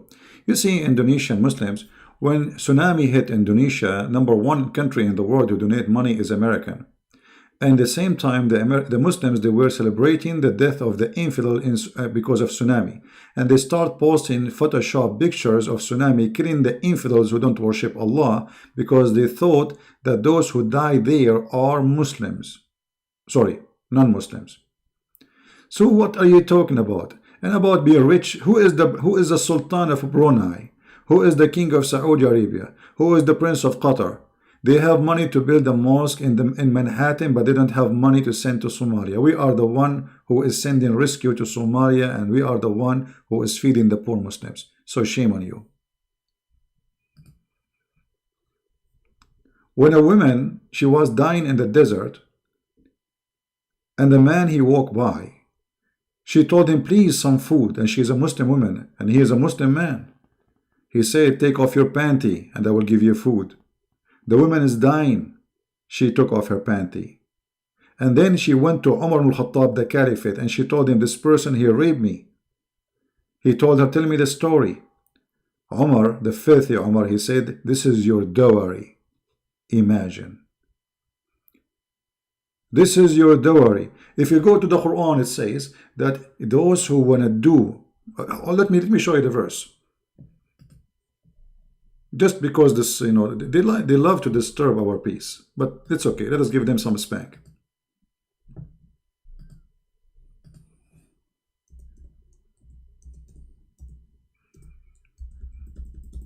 Look what the Quran is saying about the orphans.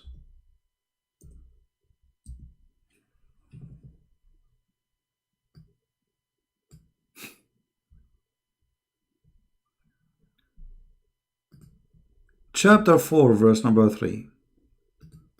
Read and laugh at your filthy Quran.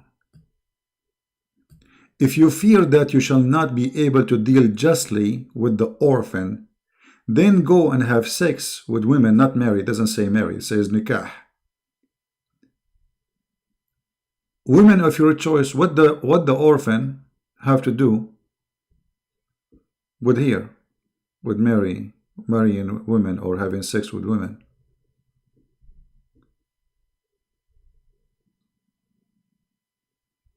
Okay, it says be good to the orphan. Okay, we got that. Then what do you mean if you fear that you shall not be able to be dealing justly with the orphan? Then go and do nikah to women. He's saying what he's saying. What is the connection? If you go to chapter 65, verse number 4, it's talking about divorcing little children. This is your prophet, my friend.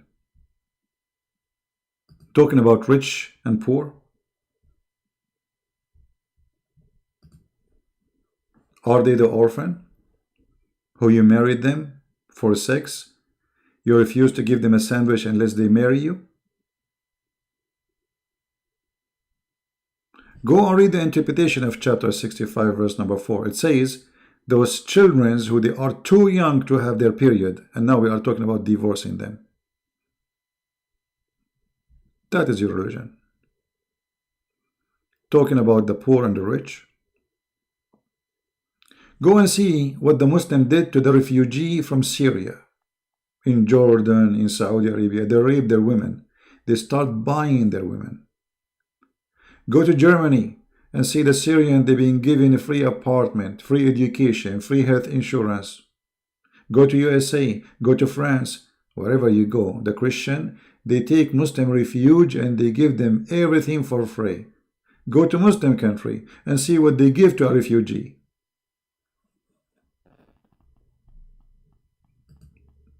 This is why Muslims don't want to go to Muslim countries. This is why they are desperately trying to go to the kuffar land, because the Muslim land is hell.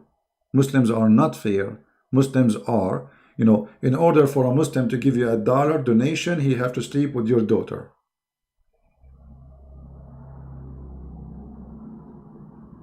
When tsunami hit your country, you idiot, it was American who sent the most biggest money ever.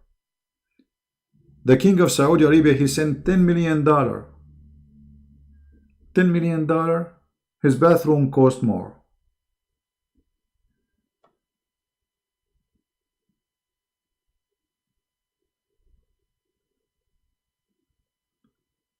I assure you that his bathroom cost more than $10 million.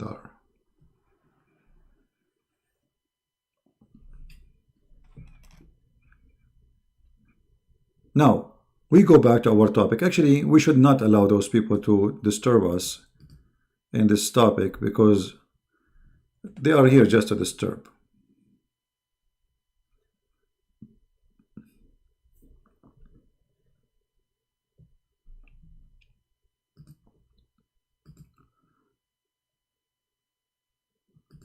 Shall we show more pictures?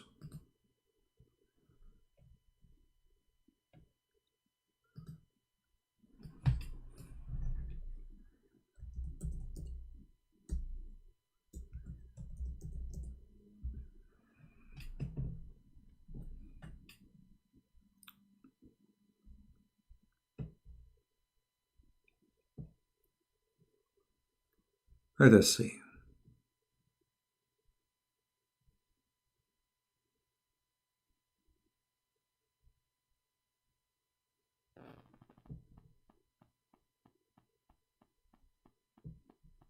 I'm trying to find an interesting picture.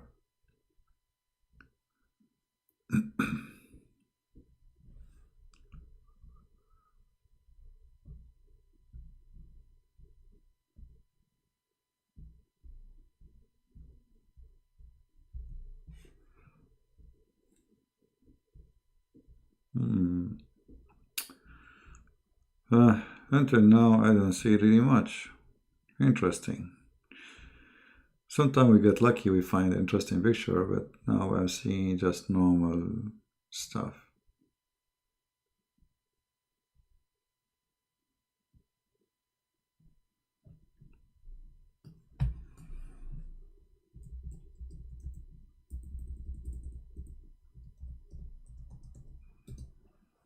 All right, we will take it to different level.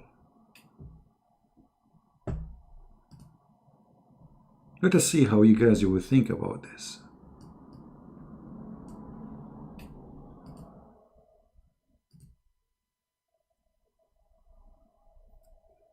What do you think when you see such a thing?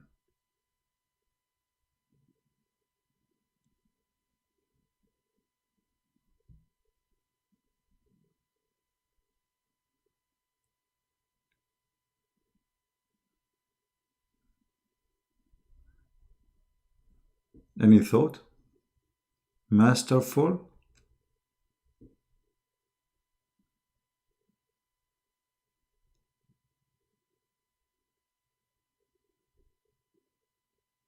Spider.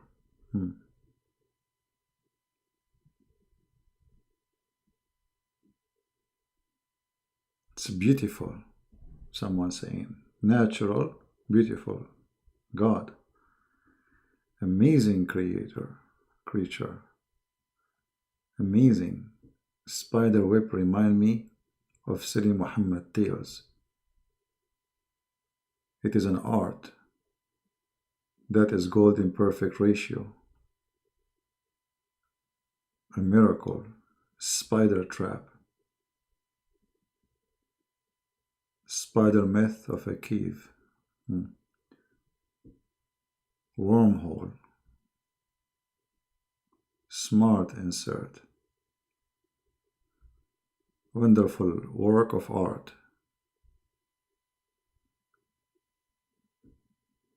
God fingerprint. Have you ever think about, how this is little tiny spider, he can think about this? Isn't it amazing? I mean, how even he start?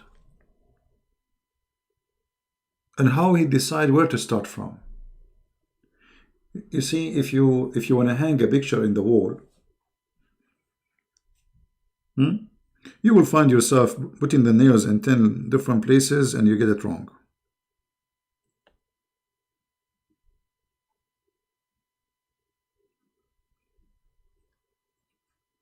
How does little tiny insect,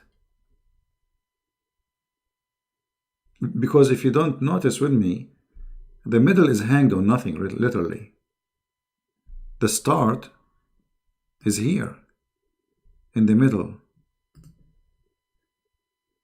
How does little insect have such an engineering ability?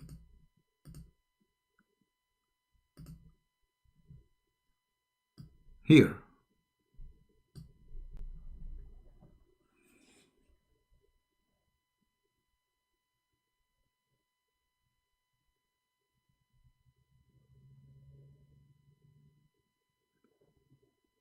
And how it is very, if you notice that the lines, they extend, like the distance between them, bigger and bigger the farther we go from the center.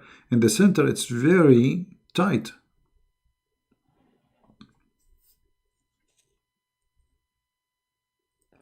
How this insect is learning this?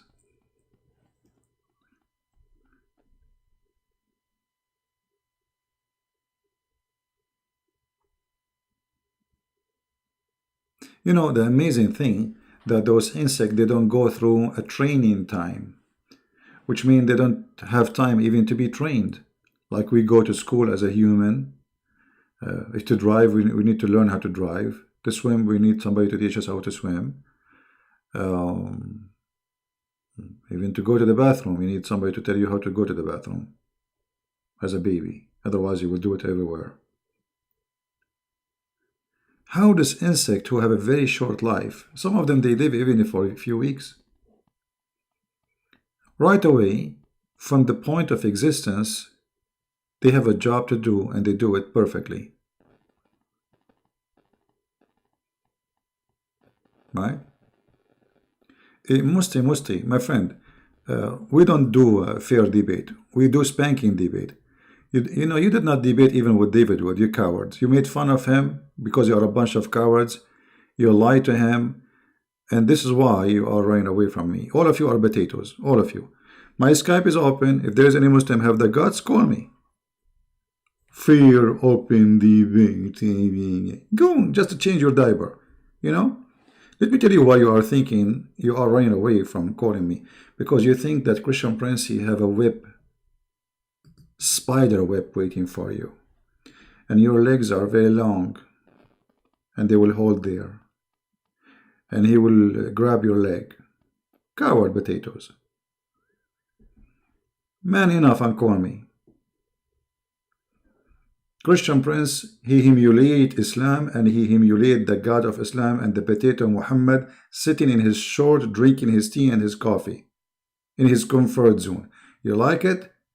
Do it. You don't like it? Go drink camel urine. Any Muslim would like to explain to us? The fact is that Muhammad, the filthy Muhammad, he said in the Quran that the most weak house is the house of the spider. Anyone here agree with that? Who here agree that the house of the spider is the most weak one? Is it really weak, the house of the spider? What do you think?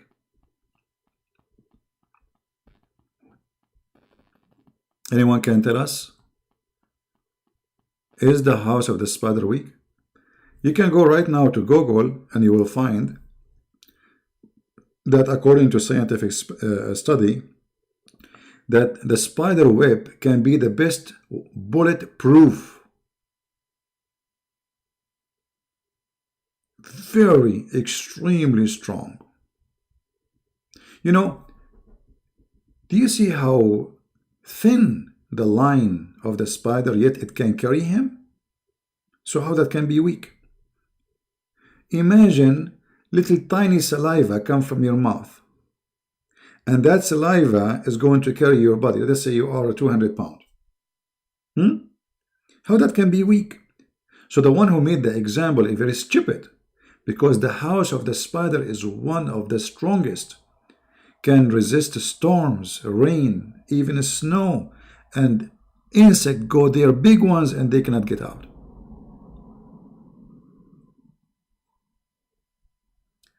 And if we go right now, some of you can do it right now. Search on Google about the spider web, how strong it is. It's amazing.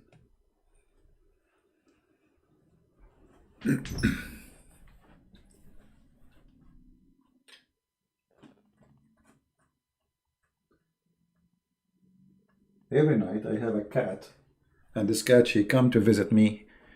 She jump in the window. It's a hunter cat. You know those hunter, it's like a real tiger.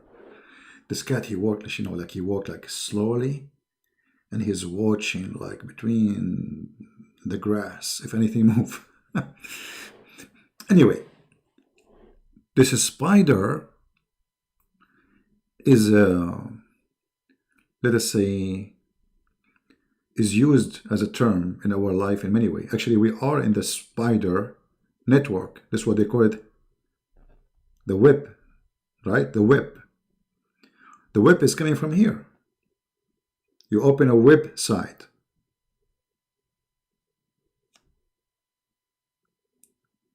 Because you notice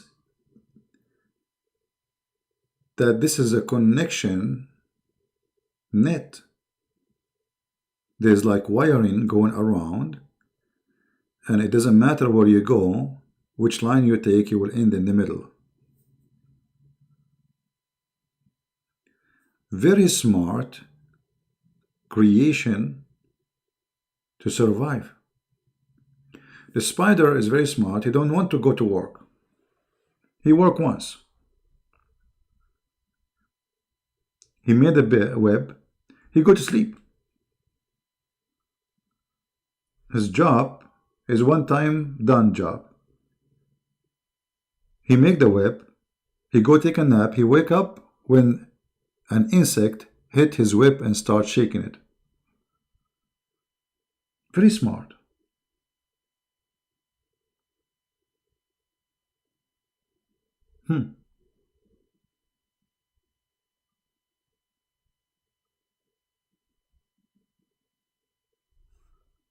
Very interesting.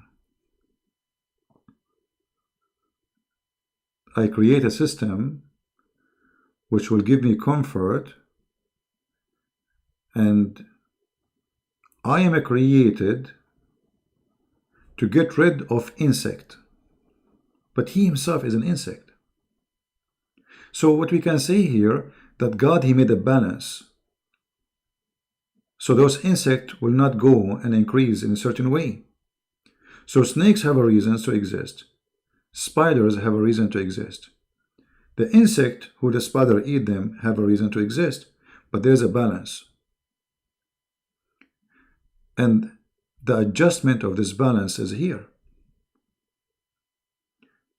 The chain of food is a balance.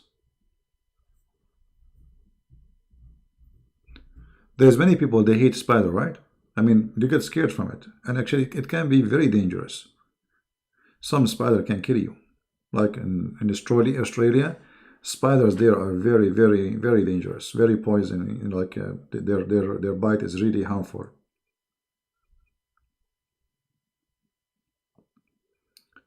But at the end of the day, we cannot forget that all of this is a balance. It's a system built in an amazing millions, if not billions, of kind of insect. But all of them make us survive. Make you as a human survive. How many of you hate cats? Anyone hate cats? Who hate cats here?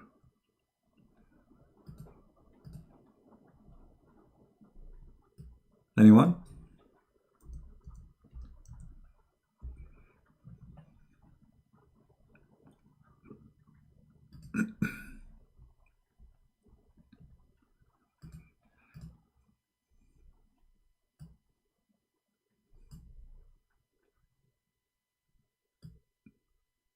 Okay, how many of you like cats? You hate cats? Okay, we find some people, they hate cats. Why you hate cats? Why you hate them? Look, this cat is looking at you like, what? You hate me? Like, what? You are allergic to cat, but that's not a reason to hate them, right? I dislike cats. Okay.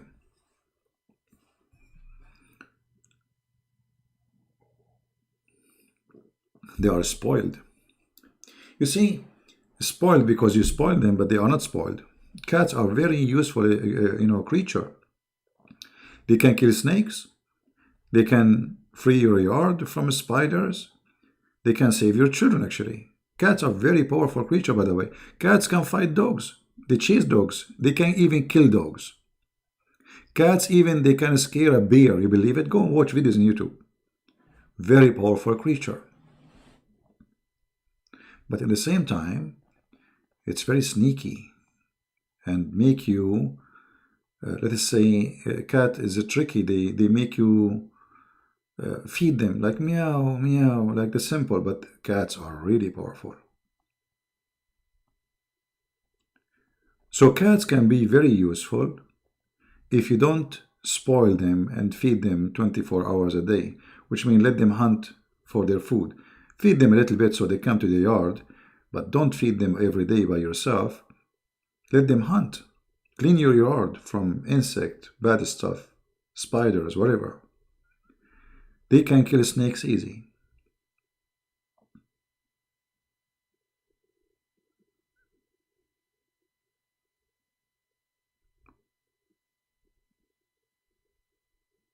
Right? Cat, the way, is our prophet most favorite?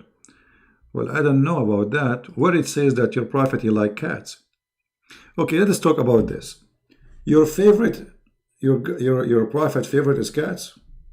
I never saw your prophet have a cat. Can you show me a hadith? I don't remember one. I remember there's a guy, his name is Abu Huraira, the father of cats, because he have too many cats around him. But your prophet, he hate dogs.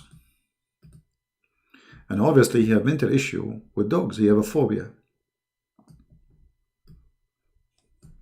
Especially black dogs.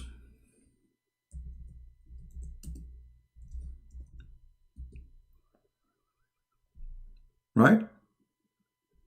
Black dogs scare your prophet to death.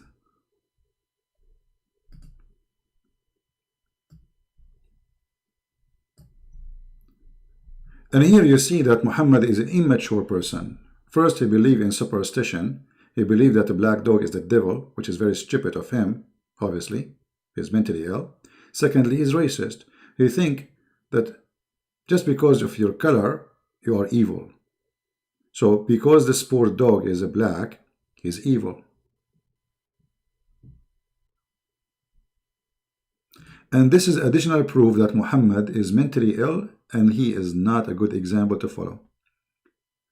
In fact, Muhammad, he hate all dogs and he ordered to kill all dogs. And he said, if dogs is not a nation, like other nations, I would love to kill you, all of you. And that is due to the mental illness Muhammad is suffering from.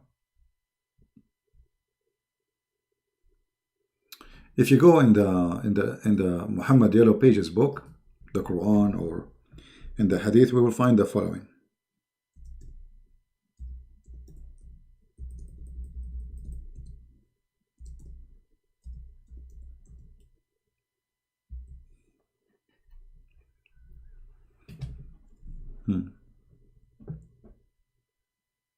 The Prophet, he raised his voice and he ordered all dogs to be killed,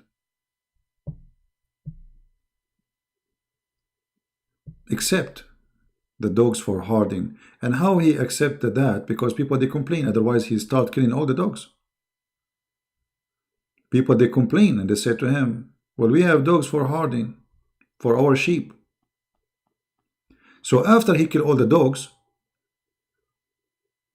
he agreed to let some dogs live, for he is filthy man. You don't eat dogs like Christian in Indonesia. You drink camel urine. And I don't know about eating dogs if Christian eat dogs. Maybe the Christians who eat dogs in Indonesia, as you claim, maybe because they used to be Buddhas before. I'm not sure about that. But what about eating a human, Mr. Indonesian? Do Islam teach you to eat a human? So you don't eat dogs, but you eat a human. Do you like to call me and I will show you that you Muslims believe in eating a human? Right now?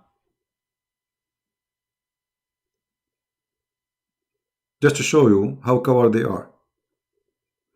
Do you dare to call me and I will show you right now that you Muslims are ordered and you are allowed to eat a human?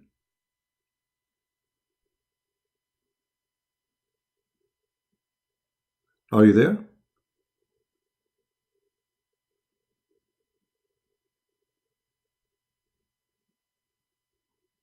Why you don't call me? Are you the same as Fifi? No CP. It doesn't say that. Call me and say no CP.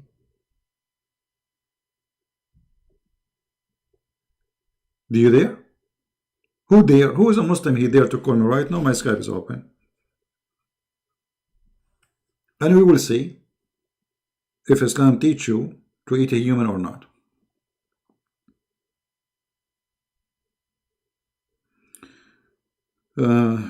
Look like maybe, I don't know, maybe we have a Muslim. Let us see this guy. We missed his call.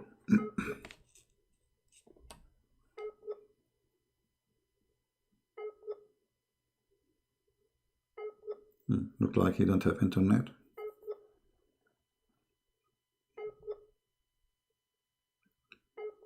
It's a bad day to call. I will call you at night time. You know, you remind me of a guy. He was a Muslim too. He is very proud. He want to beat everybody. But the second I want to fight with him, he says, today it's not good day. Tomorrow we will fight. Tomorrow.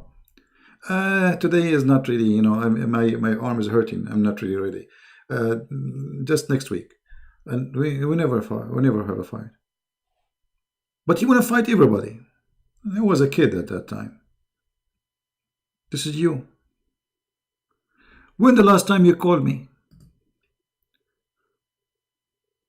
Proud Muslim, when the last time you called me? So today is not a good day. When that day, the good day, which you can call me, is coming, is going to happen this year, next century?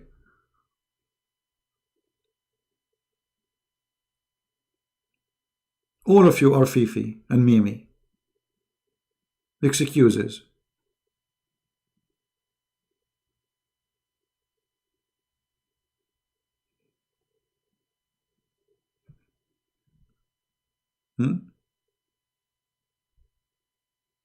You will call me at night? Okay, until you call me at night, I'm going to block you. Because you are just disturbing our topic and you are being stupid. We are not even talking about Islam and you come like bugs from time to time. So look at this. Every one of us have different, let us say, idea about animals. Some, they hate dogs. They are scared of dogs. Some, they love dogs. Some, they hate cats. Some, they love cats. Some, even they grow a spider in their house. They have like a tank where they grow a spider or a snake. Some, they go crazy if they see a spider or a snake. So why every one of us, we as a human, yet we have different reception for animals or creatures? What do you think? What is really the reason?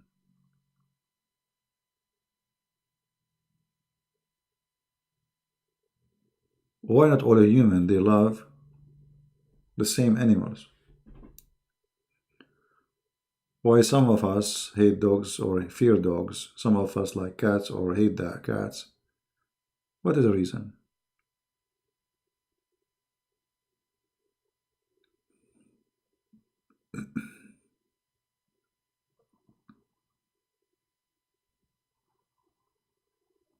I trust dogs more than a human. Yeah, maybe this can be true.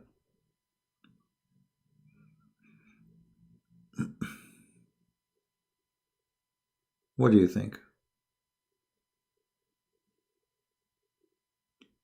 For sure, dogs is a great animals to have, especially in the old days. I mean, old days they are. I mean, they are the best friend. Farmers, people are villagers. Until now, if you are a villager, if you are a person who have sheep, you have etc., the dog is hard working actually beside you. If you go watch the videos in YouTube of those who do harding, you will find that the dog is the one who's doing all the job, not the man. The man is just sitting in his ass doing nothing. So those can be very smart, protective. They can protect your family, and they can be harmful too. But why all of us we don't have the same feeling for the same animals? I will tell you about cats as I think about them. I think cats are very useful, but they are not trustworthy and they are not loyal. This is true, right? Cats are very useful, but don't feed them. Like you can have them in your house. If you have insect, they will kill them. If a snake get inside your yard, they will kill it. Doesn't matter how powerful the snake is. As long as you don't feed them. Like you feed them just to keep them in the house from time to time. But if you make them lazy, they are, I mean, what the use of a cat in the house? If she is lazy and she became fat, she can't even walk. There's no need. But dogs are loyal and they have a feeling to you. And because they have feeling, that make them dangerous, by the way. Because their emotion is strong. Not like the cats. The cats is kind of a programmed insect, like the spider.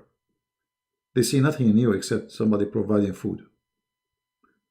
They can replace their owner in a second, and they will not even feel that the owner is gone. Dogs, they cry if you die. Literally, they cry.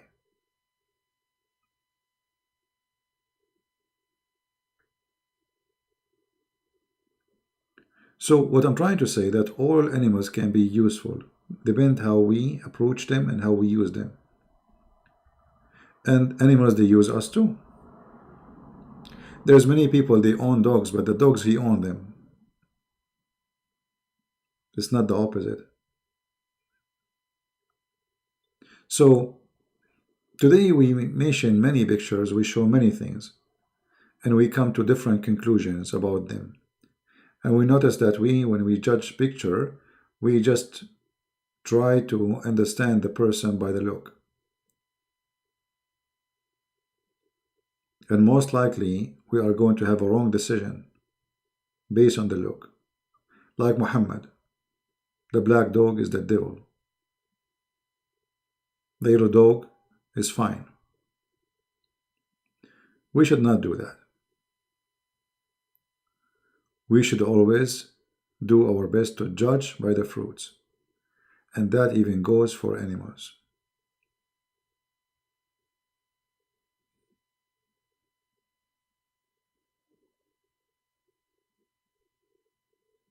Right? Lori saying about cats have I'm not saying cats don't have emotion. No, my friend, they feel pain. They are a creature. God, he gave them blood and feeling. This is not what I meant. But what I mean, that cats don't even miss you if you go, really. I mean, they can change the owner. Easy. Dogs, they get hurt if their owner disappear. Dogs are very attached to the person, especially if the dog he grew up with you since he was a puppy.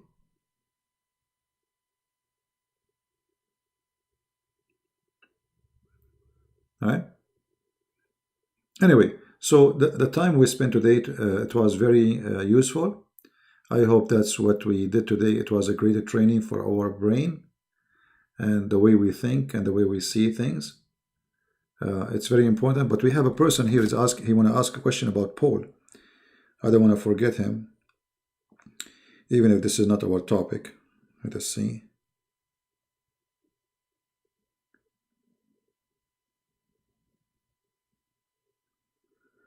Where is this gentleman? Okay, what is your question, my friend?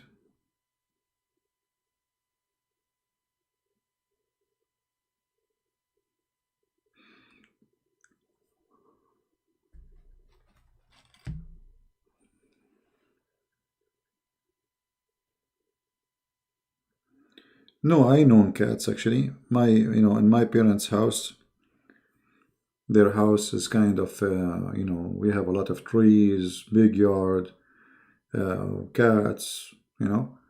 No, we have actually. But cats are not loyal. They don't really care.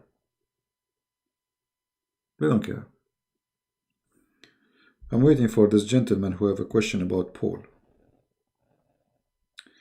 About Tafsir al-Qurtubi, Sunan and Messenger of Allah, which mentioned in the Quran. And that's it, what we will talk about it. It is a story of how the Christian became polytheist because of Paul. Okay. Okay, he's saying it's funny. Okay, maybe wrong time. I thought you have a question, my friend, about Paul. This is not a question about Paul. This is a question about Islam. All right.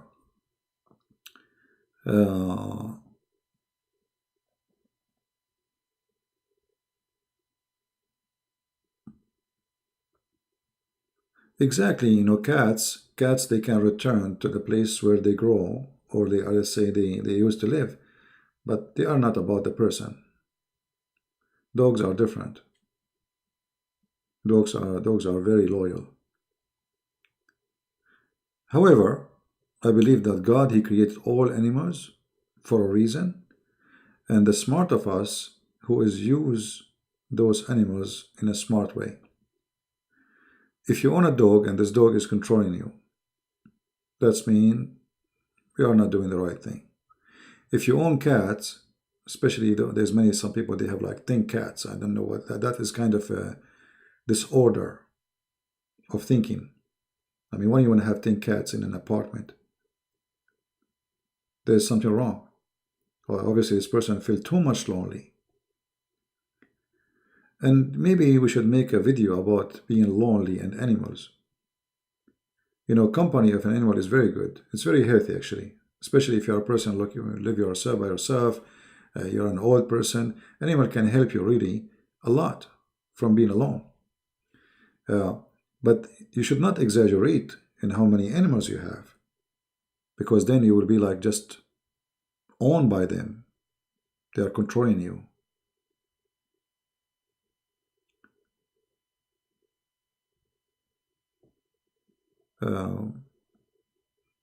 I remember once I was living in an apartment, after a dog, after a dog, after a dog. I mean, I was counting 1, 2, 3, 4, 5. I think it was like 8 dogs. 8 dogs? Why in the world a human being who live in a city, obviously in an apartment, will have 8 dogs? Why you need 8 dogs? That is a disorder. That is something wrong. That means this woman, she spent her life just with those dogs. She have no life. Because those dogs, they need somebody to take care of them.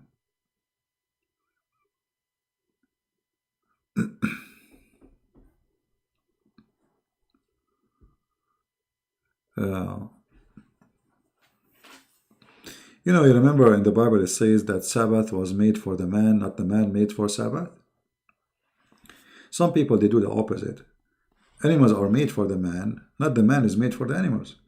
Some people, they made themselves the opposite. So they became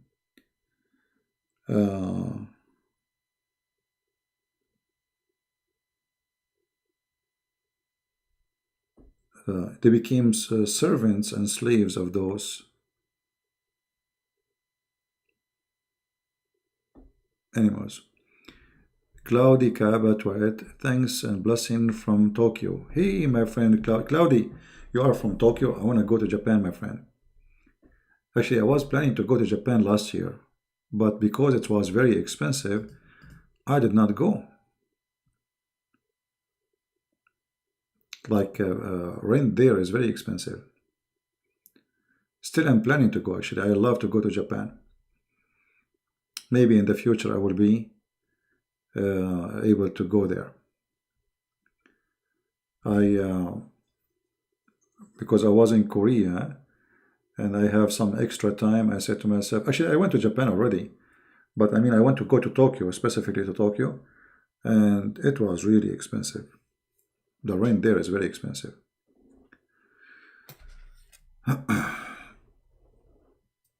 Actually, you believe it or not, your name is a Cloudy Kaba toilet. uh, uh, the first time I went to Japan, I took a picture of the bathroom. The bathroom in the airport, I was like a guy coming from a village, who never saw a bathroom before. I mean, the bathroom in the airport in Japan, it's like a surgery room. Electronic devices, everything. There's a bomb for hot water, cold water for your bum. I mean, I took a picture, honestly. I couldn't believe it that this is a bathroom. I thought I entered a wrong room. I never saw something like this before. Never. And the bathroom was so super clean. It's like a surgery room. You know? So maybe one day I can go and meet this brother there in Tokyo. Uh, you are not alone? What does that mean, Shinta? Yeah, I took a picture of it, right? I have them actually. I have them. I have them in my in the cloud. Yeah, because it was kind of strange. You see, I've been in many places in the world. I never saw such a thing before. You will not understand what I'm talking about unless you go and see. I will try to find those pictures so I can show you what I'm talking about. You know?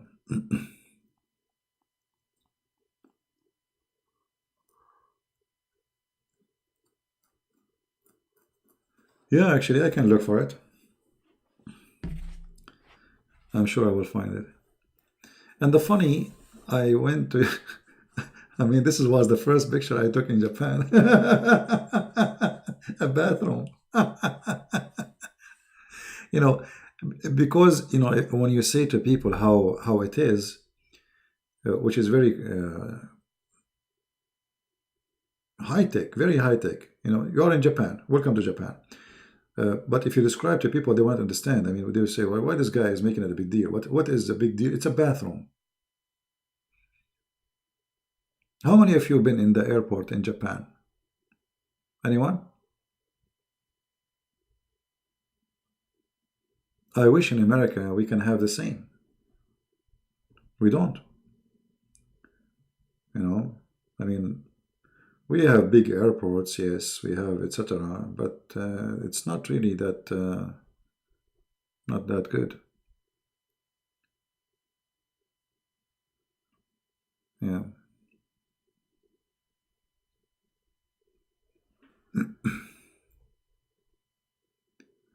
But anyway, thank God I don't live in Japan because it's very expensive. And if you are even a wealthy person, you will not be able to buy a little tiny apartment. A property there is extremely expensive, very small, very tiny. And I know I don't really like it. But to visit will be a wonderful experience to be there. But to live there, I don't think so. I think the price, like I saw in Korea, the price of a small, tiny apartment studio is like $600,000. Very scary. I mean, how you can afford it? Very expensive. Yeah. Anyway, guys, I want to say thank you. And there's earthquake for free. Yeah. Yeah, there's earthquake. Uh, uh, many of us, we have lucky things, but we don't notice.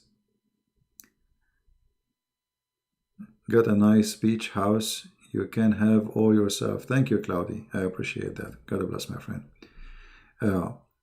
There's many of us, maybe we are born in a poor country, like, you're Indonesian as an example. But you are lucky. There's many good things people, they dream to have. A villager who live in an island, in Indonesia. He have all this beautiful sea, the beautiful scenery, every day. Simple life. You are poor, yes, but you have really a good life. Then you will see somebody, he will live in different place in Europe. He work all year long. To do what? To go and stay in your island for 2 weeks. You know what I mean? He is the one who lives supposedly in a fancy country, rich country. But he work hard to get 2 weeks of your weeks. Just two. Good night, Sonia. You know what I'm saying? So which one of us is having a better life? The poor guy who live in a small tiny village in the beach, very beautiful, or this guy who have a big salary but yet he cannot have your 2 weeks in the beach? Do you remember before? We quoted a story about a guy, he went to a village. This is let us finish with this story. Supposedly a businessman, he was going vacation and he saw a fisherman, very poor fisherman, he's just a fisherman. That's what he do for a living. So, he found him sitting in the coffee shop. They have like a village coffee shop, very simple, where villagers and fishermen, they sit and, they have a good time. So the businessman, he asked the fisherman, so how many hours you work a day? The fisherman, he said, I go very early. By 10 o'clock in the morning, I'm done. And he said to him, what do you do after, what do you do after that? What do you do after those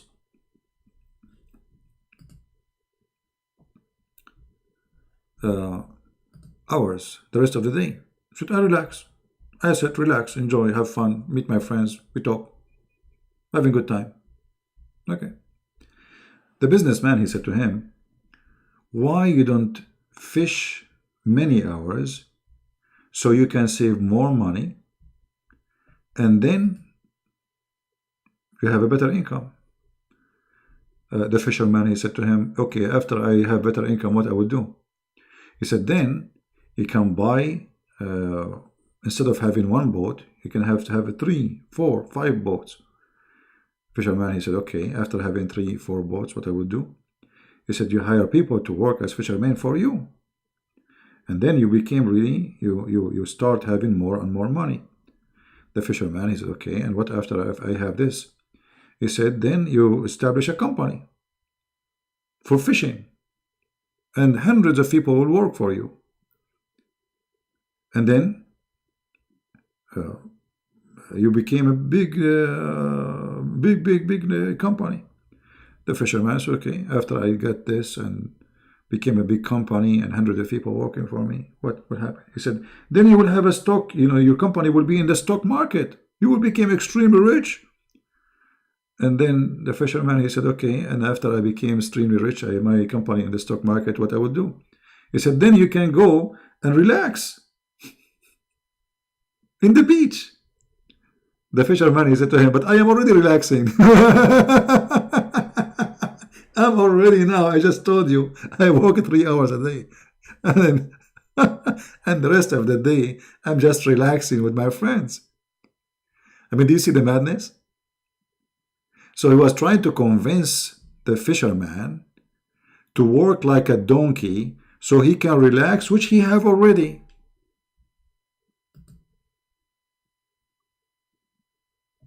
So all of this to tell me I will sit in the beach again? I am in the beach already. I'm relaxing. I'm happy. I'm fine.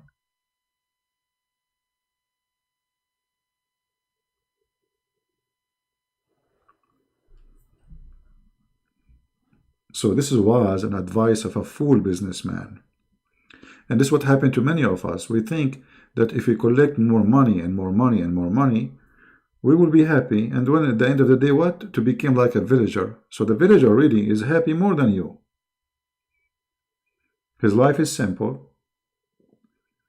His production is enough for him.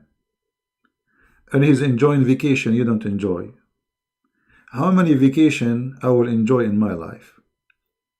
You know, if you ask yourself a very simple question, okay, let us say you are 60 years old. How many weeks of the 60 years old person you had for yourself for good time? You might find yourself have a few weeks.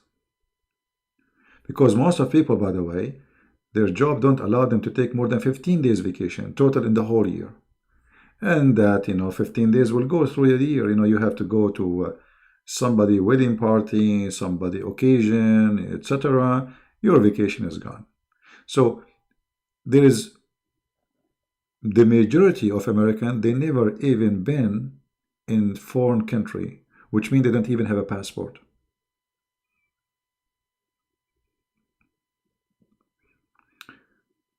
This is why I say to those who are from Indonesia, you should be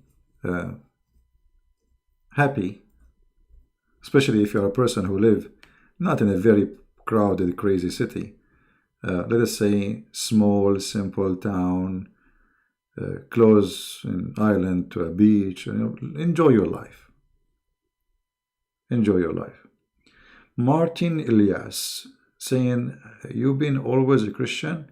No, I cannot say I've been always a Christian, because if you by birth, well, by birth, that does not make me a Christian. Yes, I'm born from a Christian family, but remember, the Bible says you have to be reborn again, right? So there's no one is always a Christian. We make a choice and we are Christian.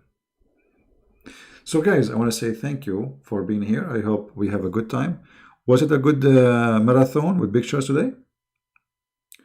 Do you like us to repeat this marathon, this let us say relaxing time and thinking about pictures? For me, I find it very useful.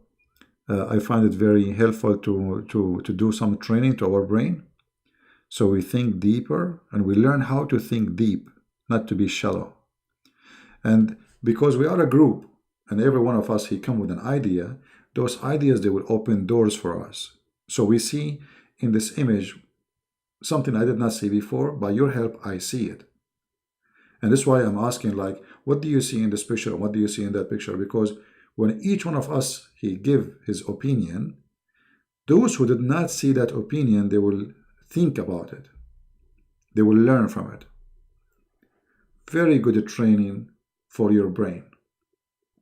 And in the same time, it's kind of a spiritual. In the same time, we learn that we should not really judge by an image. Sometimes the image can be deceiving, very deceiving. Judge by the fruits. So I want to say thank you for being here. I hope we have a good time.